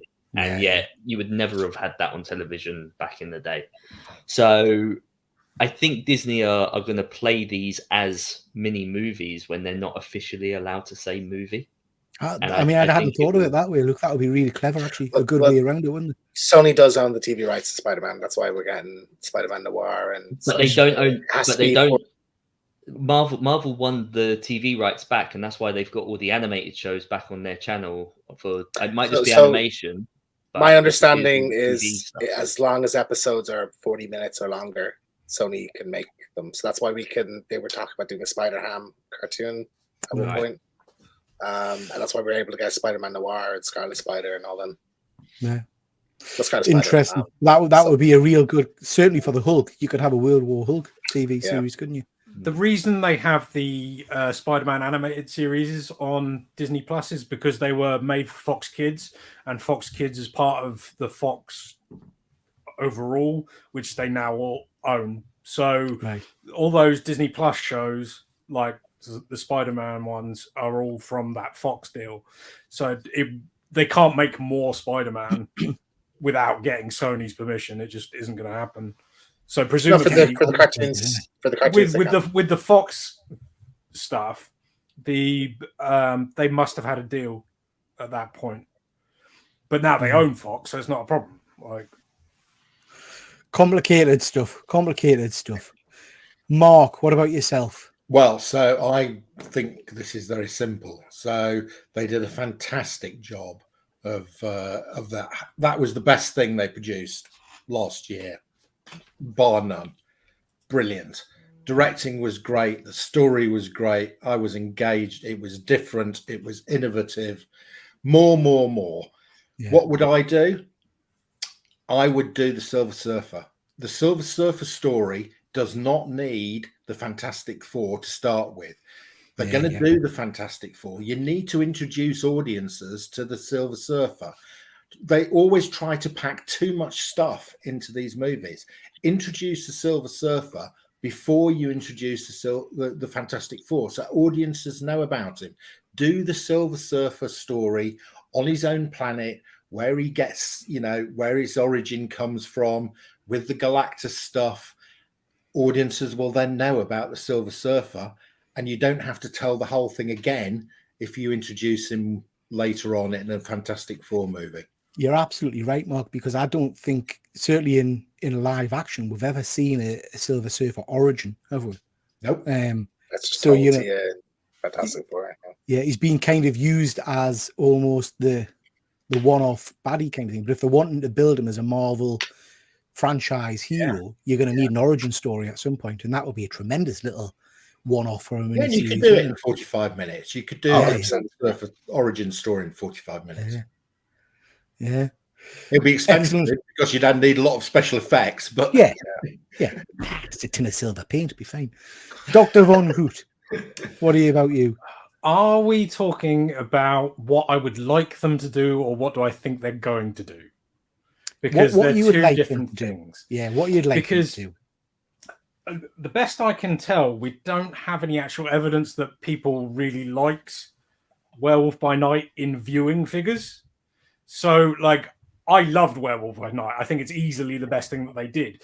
But if it's not making any money from them, I don't know whether they'll actually make any more at all. I am the foggiest. Now, I would love for that sort of thing to carry on. I think Tomb of Dracula is my jam at the moment. I'm absolutely obsessed with it, and I would love to get Tomb of Dracula in sort of that style that they were doing. Maybe try and do it in update it a little bit so it's like the 60s Hammer Dracula color palette, like they were going with Universal for that other one. Hammer version. That would be amazing. It would be fantastic, and I would be delighted. Do I think they're going to do that? Nope. I don't think. I think that they're not making enough money from Disney Plus to continue doing what they're doing, which is sinking money into it. I think they're going to scale it back, and you're going to see more go into restructuring the movies and less of that kind of Werewolf by Night thing, because they're just not making the money from Disney Plus that they want to be making. And they were making huge amounts of money with the movies, and they aren't anymore. So what they're going to do is go, well, we knew we could make money that way, so let's just do it again. And that's what they're going to do. So they're going to try and capitalize much more in the movie. And that, it would not shock me if they got Cap back, for instance, or just went in a different. They do need to go into a different direction with the movies. Don't get me wrong, but what I think they will do is take the wrong lessons from what they should have learned. It's a worry, isn't it? Because I think it's quite easy for it to sit as fans and say this is what we think would look great on screen, or this is what we want to see as fans. At the end of the day, let's be quite honest, they don't give a shit about what the fans want to see. If it's churning money into the coffers, they're happy, And Ant-Man, even though critically it was mauled, I think it did pretty well on box office weekend. People still went out to see it. So I think you're right, mate. I think you're right. But just quickly jumping into the chat. Did drop off quite a lot. Substantially, 70-odd%. Yeah, 70-odd. So it wasn't a runaway success, but it still made money, from what I understand. But for Disney Plus, it's to keep people there rather than to attract more people. So you don't necessarily make money; it's more for sustainability. Netflix is dropping and Disney Plus is rising. At some point, that will be the biggest streaming service. Down the road. Andy mentioned earlier in the chat there about him being kind of flabbergasted that Ant-Man was the launch of Phase 5. I agree, mate. That should have been your flagship kind of title. Stream. It's the most impactful since Winter Soldier, I believe. Comic Lad Simon saying there's already been a World War Hulk animated. There has been. It was very different to the comics. From what I remember, did he fight Better Ray Bill instead of Is it Silver good? Surfer? I never checked that out. It's not bad actually. Some of these Marvel animated aren't too bad, so that one's pretty good. The Wolverine versus Hulk one is very good. Hulk versus and Thor versus are great. Yeah. Hulk versus was like my introduction to Deadpool. Yeah, remember Nolan North was in that, and I love them. Andy's mentioning the Moon Girl and Devil Dinosaur cartoon. I haven't seen that yet. I want to see that. I've been waiting to watch it with my daughter. So is that on Disney Plus? Is it? I don't think. I think it's Disney Channel. I think it'll come at the end. I'm not sure if they're putting. No, sorry, it's on Mark, Disney what did you Plus. say? I'm pretty sure. I saw an advert. It's on for Disney it Plus. the other Okay, day. yeah. I think so. Maybe I it's a swear I few saw an days. advert. There's a few days gap, maybe. But, Could be. What do you say, Mark? Where can you watch the Moon Girl and Devil Dinosaur stuff? I'll check now. Yeah, James will have a quick Google. I'm not sure if it's Disney Plus or if it's Disney Channel. I know I've it's not made for seen it. Disney Channel, but it might be like 3 days later it comes to Disney It's Plus. not. I mean, I've been on Disney Plus for a while, watching Walking Dead over the last few days, but I've not seen that pop up anywhere. Do you know how it pops up in your banners? Maybe I'm completely wrong then. I swear I saw an advert. I'm just going to bang a drum here. That's on Disney Plus. I think the problem with Marvel and a lot of these, you guys, I know you don't necessarily agree with me on this, is that they've not been selling stories, they've been selling an agenda. They've been selling the woke agenda. And it's a disaster. Go woke, go broke. It's just, you can tell a story. Tell a story, guys. Do not sell me an agenda. I agree with you in the case of She-Hulk, maybe. But overall, I feel like that stuff is in there. Don't get me wrong. But I don't think that's what they were selling. I think they were selling a bad movie. And that's quite often what's happened. You can have all that stuff in a good movie and it not matter. You can have in some cases it should be there. Just depends on you can have all of you're right. You can have all of that in a nice movie. It's just got to be the quality of the writing. The extreme is Velma, where it's just gone completely crazy. So, guys, moving on from woke stuff. Stephen Yeun will reportedly join the MCU in Thunderbolts. What are we he's been rumored to be the Sentry. Do we think he's the Sentry? Nope. Amadeus Cho. 100%. Yeah, that's who I'm going for. Amadeus Cho. I mean, I would love that, but isn't Amadeus Cho quite a lot younger? Yeah, that's what I said earlier. Yeah, that's what I was saying to James earlier on. He's like because he's the teenage Hulk, isn't he? Hulkling. I can't remember what he's called. Is it But keep in mind now, Red Hulk is most likely a feature in this movie, and you're going to need a scientist who can do that. So that's an easy. Let me ask you this: when it comes to the Hulk, do Sony own everything to do with the Hulk? No, Not Universal. They own Universal first refusal on all films, so they can't make anything without Marvel. If Marvel makes a Hulk film, they have to offer Universal. Yes, but what I'm saying is, do they own the rights to say Maestro or Amadeus Cho, specific characters? I don't think they own the supporting just a Hulk titled movie, right? And he's got an interesting one there, Swordmaster. So there's a new Swordmaster in the current books, isn't there? Yeah, there is, and they're pushing them quite highly, aren't they? Swordmaster is a possibility. We got one of them in Hawkeye, didn't we? Is that him? Yeah, so that's the older version of Swordmaster. I can't remember the guy's name, but his first appearance is in Agents of Atlas, maybe. I picked up 2 copies a while ago because there was rumored that he was going to be a big character. Andy, remind in the comments what his first appearance is and what his name is, because I think this character who was Swordmaster has picked up the mantle of Iron Fist for a period in the comics. But yeah, interesting casting. Has this film got you excited? I don't know. I feel a bit there. I don't think he's anybody. I think he's going to be the straight man. I think he's just going to be a civilian. I hope not. I think all of these people are going to be bouncing off of him. What you think? It just seems like a complete waste. If you, I don't know. I feel like back in the early days of Marvel, we had those, with Thor having a roommate and stuff like that. Those silly little quirky things. Are we talking like this, Rick Flag in he could be like the straight man to always be turning up or questioning what the hell's going on when all the shit goes down. Like he could become quite a fun character in himself. I mean, think about it. Like even Agatha Harkness was almost like that. If you didn't know who she was and you were watching WandaVision, she was just someone that kept turning up, and they, in the background. I kind of hope not, man, because he's a phenomenal actor, and I would like to see him stick around for a while. Yeah, I don't see him as Sentry at all. He's not 100%. He's not. Well, I think we'll get Sentry like this week or next week. That casting will drop. Why? I mean, Andy's very persistent. So Andy maybe knows something we don't. So Andy's buying up all the first appearances. Don't you feel like we, in a world where everyone's super, then it means that nobody is? Like that we're watching all of these superheroes, and there are no normal civilians to bounce things off of.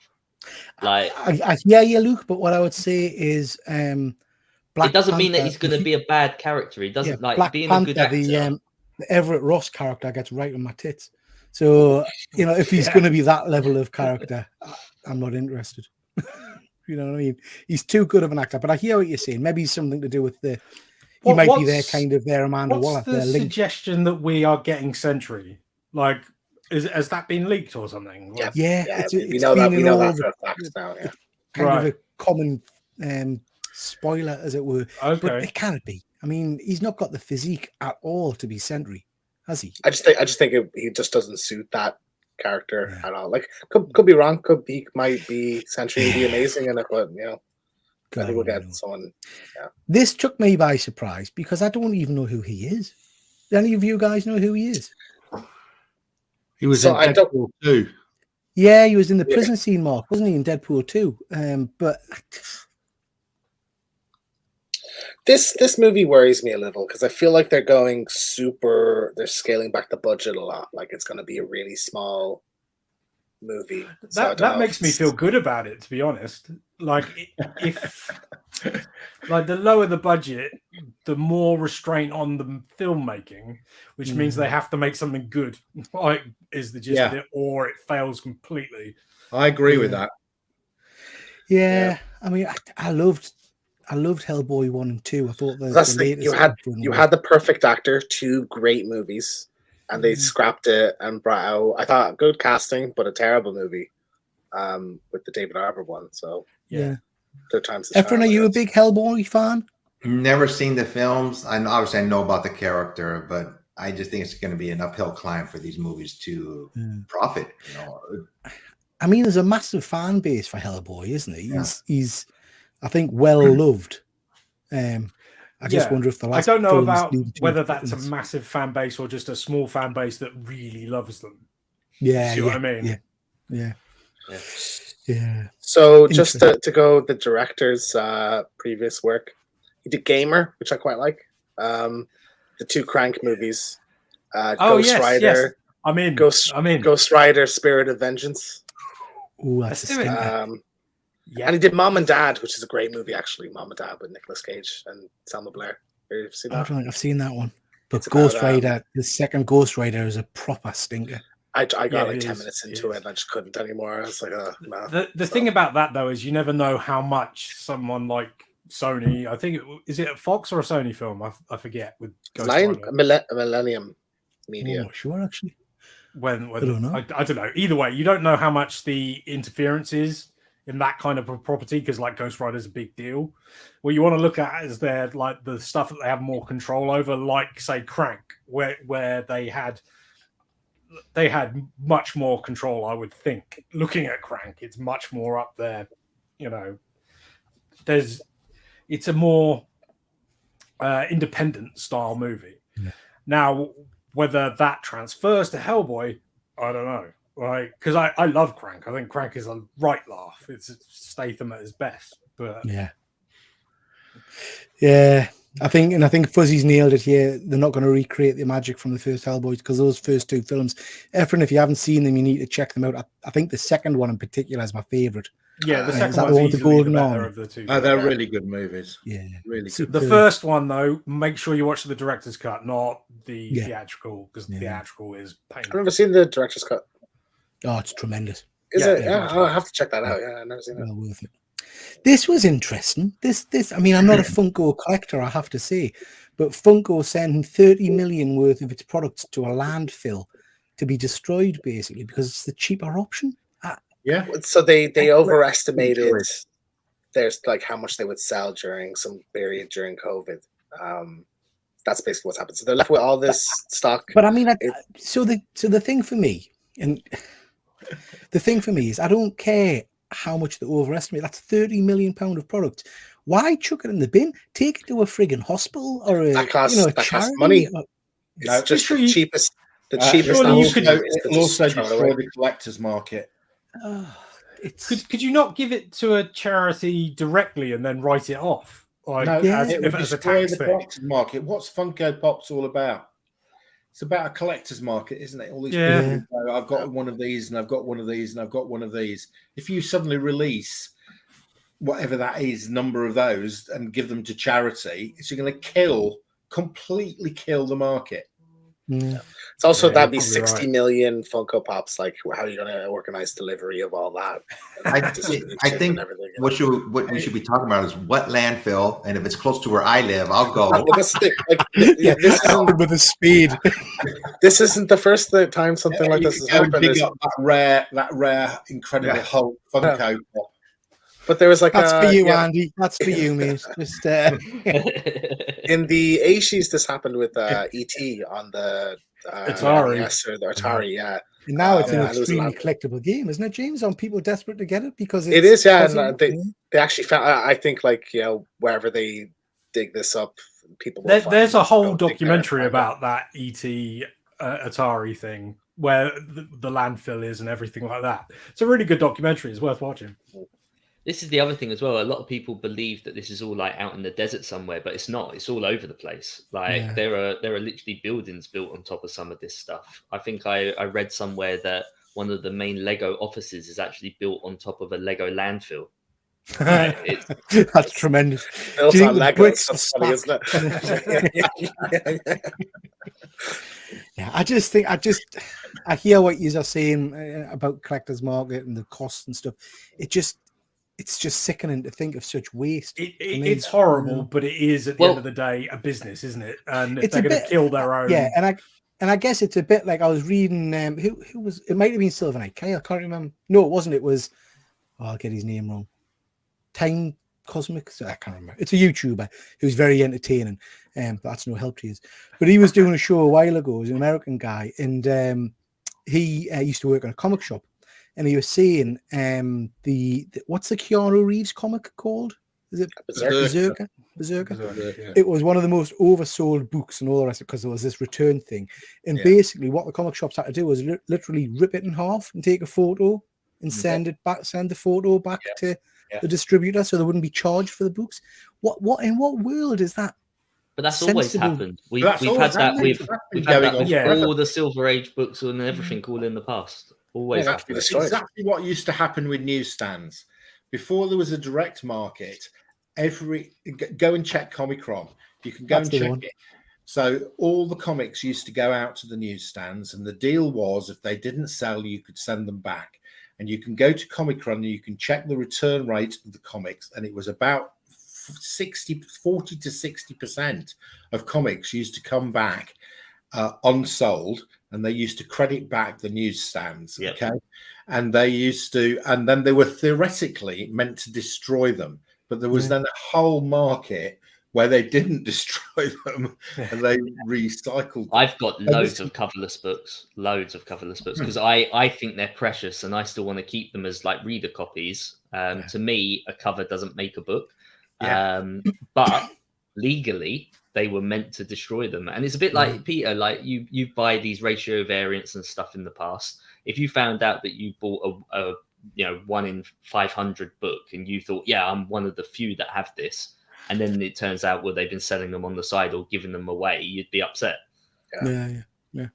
but they're not limited stock, are they? Like No, these are Like just they're just Yeah. they just haven't sold, so they're just Yeah. gonna palm it's off. And the cheaper to difference destroy them rather than really to post them back, I guess. is that the like a comic book is ultimately biodegradable, isn't it? Whereas like a Funko Pop's never gonna go anywhere. plastic, Like yeah. that thing is I mean, Hundreds of yeah, years and in the it's- future, it's going to be like Planet of the Apes. They're going to Yeah. unbury these Funko Pops and think that's civilization. I mean, I this is think the people most attract them concerning once thing, sooner. right? This is the most concerning thing. This is the elephant in the room. All these toy companies doing this like windowless packaging and trying to be environmentally friendly, and meanwhile they're shoving all this into a landfill. That's a great point, Luke. Yeah. That's a great point. Silver Knight, Kyle came to our rescue there.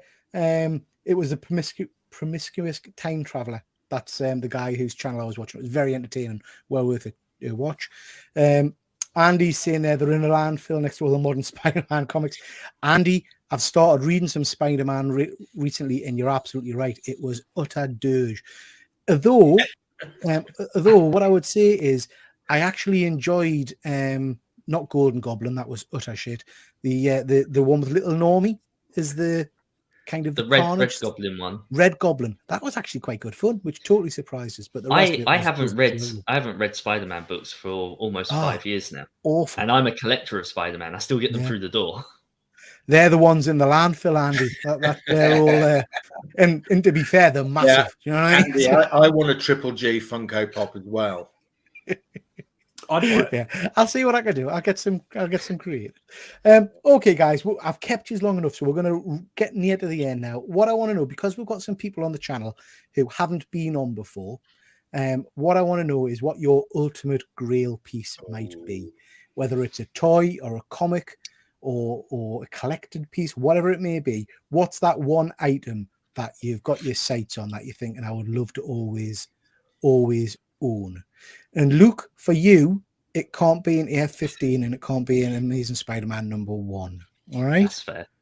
that's fair. So to give you time to think, we'll start with good old James T.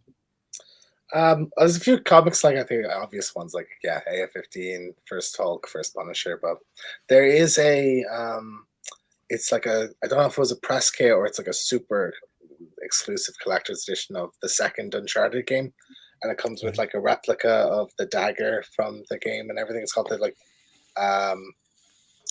Purba dagger edition or something. I think there's only like 500 of them, but they go for about $8,000.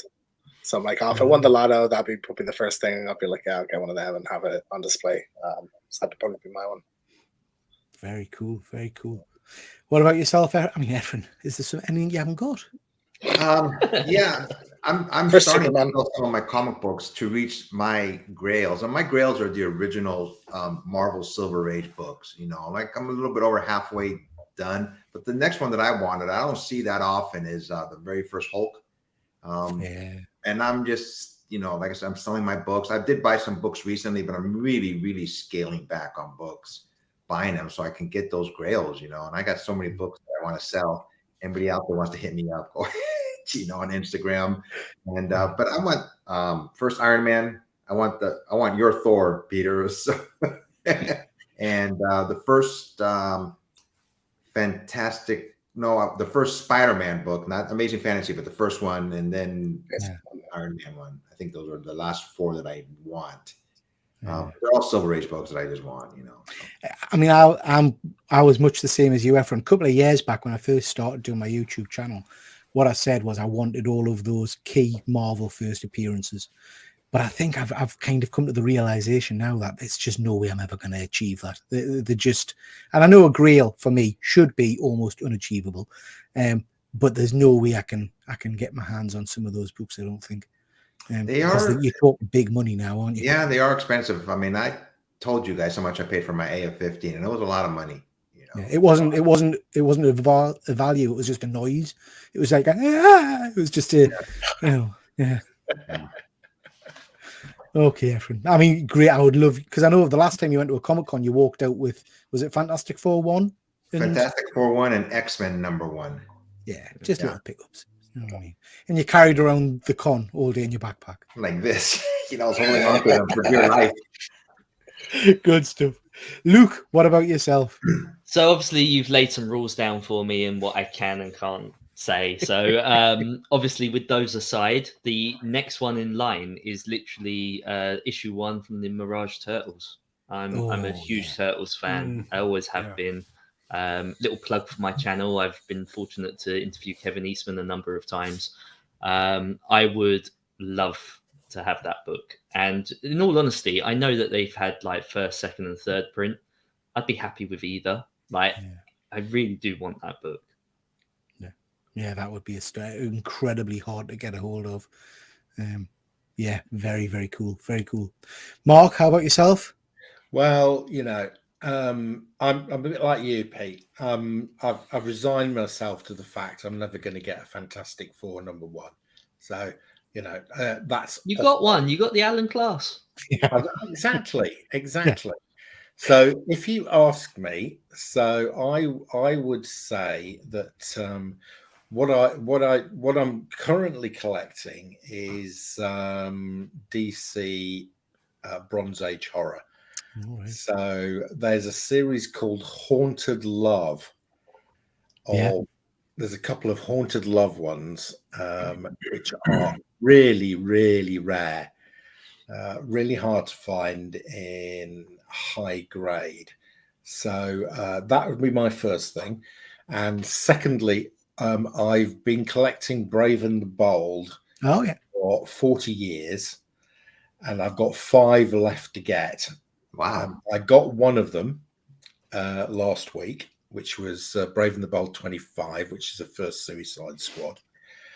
But there are still 5 to get, and they're all sort of 11, 12, 5, and 7. And they're really, really rare. There's about 20 of them on the census. And I want a 3540 plus, and they never come up. They just never appear. Are the key appearances the ones you're missing, Mark? No. So in fact, the most expensive one still to get was these 25, because that's the first Suicide Squad. Mm-hmm. The others are they're not special particularly. They just never come up. And that's it. I mean, that's a nice lead into a plug for Luke's Go Collect articles there, because he did an article recently about key books' first appearances. And you were saying, Luke, weren't you, that these, what you would class as filler issues, are going to be harder and harder to get, because everybody's keeping the first appearances and the keys, but nobody's keeping full runs. Yeah. So, yeah. Interesting stuff. How about yourself, Dr. Von Hoot? Well, I mean, Grails are an interesting one, because I know the channel is a comic books channel, but then I have many other sort of weird things that I really like collecting. So there's loads of stuff. Comic book wise, I think it's attainable too. I mean, first Swamp Thing, House of Secrets. I think I will get that eventually, but it's it's going to take a while and cost a bit of money. Then in other avenues, anything screen used on Neighbours, I would love that. It would be the best. Also, I should point this out. That took a bit of a detour there. I would say that's relatively achievable, I would imagine. Right. I wasn't expecting that.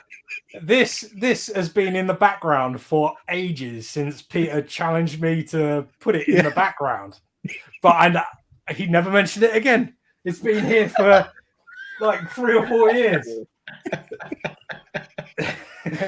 Dr. Darcy, is from Neighbours. What was that? Was that a Neighbours thing? Yeah, that's Dr. Darcy from Neighbours.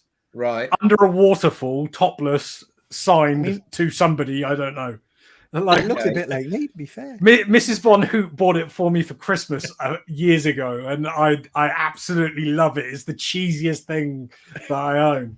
What can I'm sorry, I can't let this go. Really, what's the fascination with Ephraim? Do you even know what Neighbours is? No, he can now though. It's on Amazon now, so you can watch it. You can be one of us. I mean, by us, just me. It's an Australian soap that was on daily for years and years and years. Kylie Minogue, do you know who Kylie Minogue is? Yeah. Yeah, so she was in it for a number of years, and Jason Donovan, and obviously the Naked Man. He's just showing. Ephraim, don't watch it. Margot Right. Robbie, or was that No the matter other one? what, no matter what they say. Margot Robbie was on it for 2 years. Yeah. Margot And, Was she? Robbie, I didn't know Yeah, that. she came. That's her first gig. Guy Pearce was on it for a year. Wow. Yeah, But I won't watch it. No, I don't watch it. Like it's just for You people watched like it. me. You watched Yeah. it for 20 years, Ephraim. I think it's a long-running one so far. Dang. Good Oh, theme yeah, song, yeah, though. Obsession with Neighbours. Where's that come from? I've watched it since I was like 4, and it's I love. I'm Neighbours. fairly It's certain I amazing. watched it from 4 as well, but I'm not obsessed. No, but everybody else stopped watching at a certain point, whereas I just deliberately carried not on watched forever. it since I was 4. That's when good neighbors become. Because There you go. good. It's amazing. And then after that, if I really shoot for the stars, anything from Grease 2, like anything that was in Not Grease even 2. the first one. No. The first one's awful. Like the second one is a No, masterpiece. I mean, yeah, Dr. Von Hoot, you started the show on a bit of a high, I have to say. We're all impressed with the mask and the face makeup, and you are witty, and it's just the last 5 minutes, I would say, have dropped your stocker's load. Let's Yeah, I have to say, Dr. Van Hoot, your weirdness quotient was dropping throughout the chat. Your weirdness quotient was going down. There you But go. you've done a fantastic job at the end of the show getting your weirdness quotient back up to where it was when you started. tremendous. Oh, I am very proud of this stuff as well. Like, I'm a massive pro wrestling fan. I'm a massive Neighbours fan. I'm a massive Grease 2 fan. New fan, yeah. Yeah, Cool, imagine if massive it all horror merged fan. together. Huge amount of horror stuff. Are you very anti Home and Away? Is that a I'm not anti it. I just don't watch it. I used to watch it back in like when everybody else stopped watching Neighbours. I stopped watching Home and Away and just Yeah, carried this on with is a Neighbours. bit like the Star Wars versus Star Trek question, I think. It is a bit, yeah. Except the other team don't have Harold, and you gotta have Harold. Harold? Yeah. Tremendous, good. I mean, amazing, good stuff. Oh, I'm going to the live show. Did I not bring that up? Like What in live like show? a week or so, they've got the Neighbours reunion shows in like the various theaters where they're trotting out like 5 or 6 of the actors, and I can't wait. Yeah. It's going to be amazing. Send photos. That'd be tremendous. Oh, I will. Excellent. For myself, my grail, obviously, I'd like pretty much everything you guys have just mentioned, apart from the Neighbours stuff. I would like all the key first issues. I'd love a Teenage Mutant Ninja Turtles one. But I'm a little bit obsessed at the moment with getting myself a Star Trek issue 1. I think it was by Key Comics, Golden Key Comics. Yeah. But I want it signed by Shatner. I've got one. Have you got a copy signed? I've got a 5.0 signed by Shatner. In fact, there are more signed copies than there are unsigned copies. Yeah, I would imagine. Yeah. I mean, I would settle for just a Shatner cover, a Shatner signature, but I kind of wanted the full cast. I know you're never going to get that. Do you know what I mean? But I'm always on the lookout. But yeah, I would love a Star Wars. I've never looked into that. What are we looking at for a Shatner signature on a... So it's taken off in the last 12 months. They were just the Star Trek Gold Key stuff was worth nothing. And in the last 12 months, it's gone crazy. I'm afraid, Pete, you've missed the boat. I know. 12 to 18 months ago, you could have picked one up for 100 quid. Yeah, so not long ago, he was coming to a UK convention, and I was desperate to try and get along and get him. Yeah, I would like to meet the man. I know he's probably a prick and all the rest of it, but there are some celebrities you kind of just want to meet to say you've met them. Yeah, I was desperate to meet Stan Lee, which I never achieved, but I would love to meet William Shatner, even if he was awful to us. Do you know what I mean? Have you seen that documentary about him going to space? Oh yeah. It's on Amazon. It's not a prat. Great. Yeah. Have you read what he said about going to space? No. What did he say? He basically was really humble. He sort of said, I've been to space, and I'm not going to repeat it. Just go and read what he says. It's really good. It's really humble, and it's really quite strong. So I'm not going to repeat it because it won't do it justice. Just go and find it. I'll check that one out. I've read a lot of his autobiographies over the years, and he always comes across as a guy who, with age, is getting more comfortable in taking the mick out of himself and having a bit of fun and stuff. He's never had a problem with that. Yeah. Did you ever watch Invasion Iowa? No, never seen Invasion. So Invasion Iowa, if you can ever find it, is basically, so Iowa is where the birthplace of Captain Kirk, basically in the mythology, as it were. So he took a film crew to Iowa to say they were going to film a new sci-fi movie, and it was all basically a massive setup. So they got all the townsfolk to audition, and some of them were his chauffeurs and things like that. And they basically just blitzed this town and got them doing the most ridiculous things, like the Shat wearing a hat at the same time. And it's just phenomenal. It's a brilliant show. And then it kicks off at the end when they kind of announced that actually this was all a Mickey take and we've been filming yous. And the town wasn't very happy. But yeah, it's well worth a watch. I'm going to look for that. That sounds awesome. That sounds really good. Yeah, I like that. So just a heads up, there is one signed by Nimoy, Shatner, Takey, and Nichols. It's a 5.5. $6,000. Oh, that's pricey. Yeah, but some of them are dead. 2 of them are dead. Yeah, I mean, you can't get them again. Yeah. Thank you for breaking that to us gently, G. You go, yes, he's died. My comic's worth more. The question is, Peter, is what would you sacrifice and sell in order to pay for it?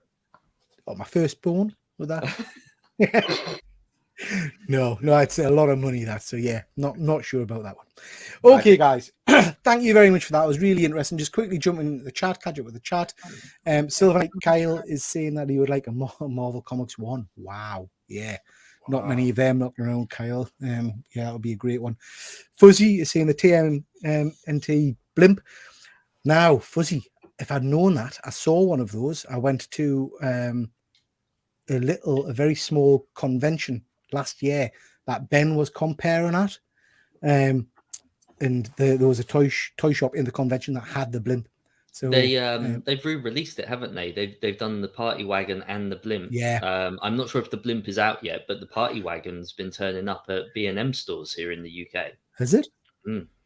Yeah, the blimps are beautiful like that. Now I'm thinking I need a Technodrome in my life. That's a grail.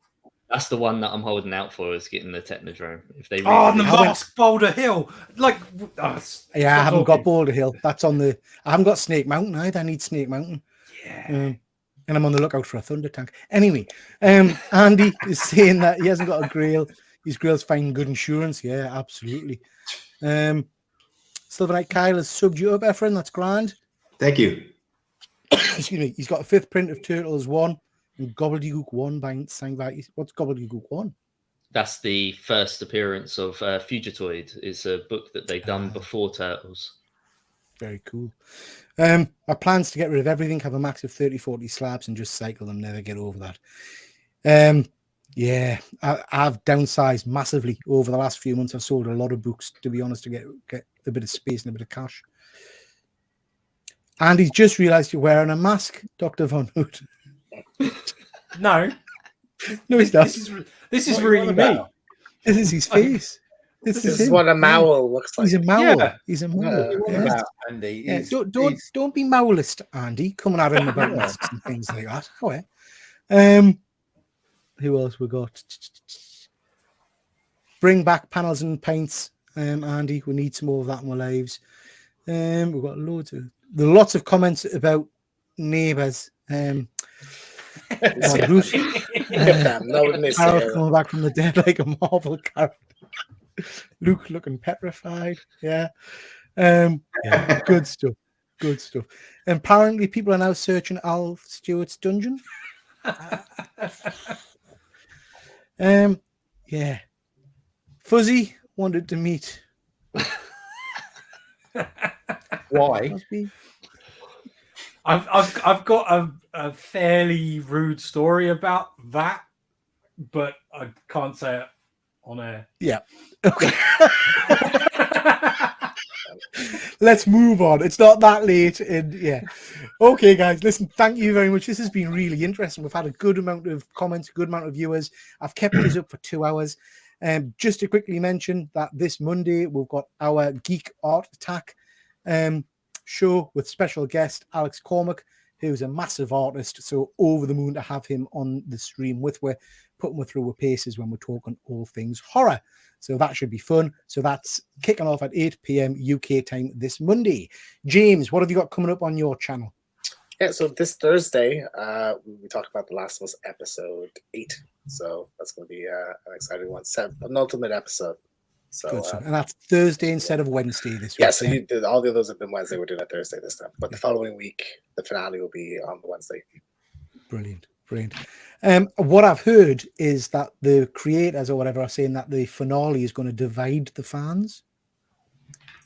Don't know why, but that's going to be fans of the game. Yeah. Well, that's curious. They must have changed something then. I'm sorry, I might be lying. I think they said it's just going to split the fans. So I don't know if they were referring to the game or if it's going to be a big cliffhanger or something like that. Don't know. Be interesting. Well, I'm even more intrigued. Yeah. Ephraim, what you got coming up? I'm always doing shorts now. I'm doing like 1 minute reviews of started 1 minute reviews of the Mandalorian, and I just bought some new comic books that I posted today, I believe. And I'm always looking forward to when Peter and I do our advanced orders. It's always fun doing those. Yeah. That will be on his channel this time. So. Yeah. We need to get a date in, don't we, to record it. Good stuff. Thank you, Ephraim. Luke, how about yourself? Yeah, so over on YouTube, I've just completed doing 30 odd shorts. I've been doing one each day of the month. And obviously with February being a shorter month, having it ticking over, still continue to do them. I actually found that I quite enjoy them. So, it's nice and fun and easy to do. I'm still going to stick with some long form content though. I've got a couple of videos still kicking about. So no immediate time frame for those, but they'll come out as and when. So subscribers not to miss. And then my Go Collect articles once a week over on the Go Collect website. So be sure to head over there on a Monday and check them out. Good stuff. I've been enjoying your shorts, Luke, so do keep them up because they're always very interesting. Thank you. Mark, what about yourself, mate? Well, I'm going to be very interested in looking at Luke's shorts. So I've got a couple of shows. So I do a show on a Monday night called The Price Variance with Alan, the comic collector geek in Canada. And this week we're going to be doing our top 10 horror movies. Quite interesting talking about that tonight. And also on Wednesday nights, I do a weekly geekly chat with the Grey Man and Silver Knight Kyle and a guy called Tom Field and a guy called Nevs. And we have some great guests. We've had J.D. Matthias. We've had a whole host of great guys. And this week we've got a guy who was one of the original letterers for Marvel back in the sort of 60s and 70s. So that should be really interesting. And he's going to be really interesting to talk about UK price variance, because he was one of the guys who used to do the lettering for the UK price variance back in the 60s and 70s. Fantastic. So you do get some amazing guests on there, and I know Silver Knight Kyle has put some stuff on Instagram lately. I hadn't realized quite how involved in kind of the comic community he'd been over the years. I know he wrote a number of articles and all kinds of stuff. So very interesting stuff. So we have some great guests, and we've got some great guests coming on. Ephraim, were you putting your hand up there? I just went on Luke's channel, and he's only 2 subscribers away from 1,000, so that's a big one, Luke. Don't tell anyone. Oh, wow, cool. Got you, man. That's let awesome. Me unsubscribe. Yeah, see, that's exactly why. Jump into action. That's exactly why. Never gonna be comfortable getting over. Awesome. No, that's well pointed out, Ephraim. Huge congratulations, Luke. Well done, Luke. Thank you. Yeah, really cool. Dr. Von Hoot, what you got coming up? Well,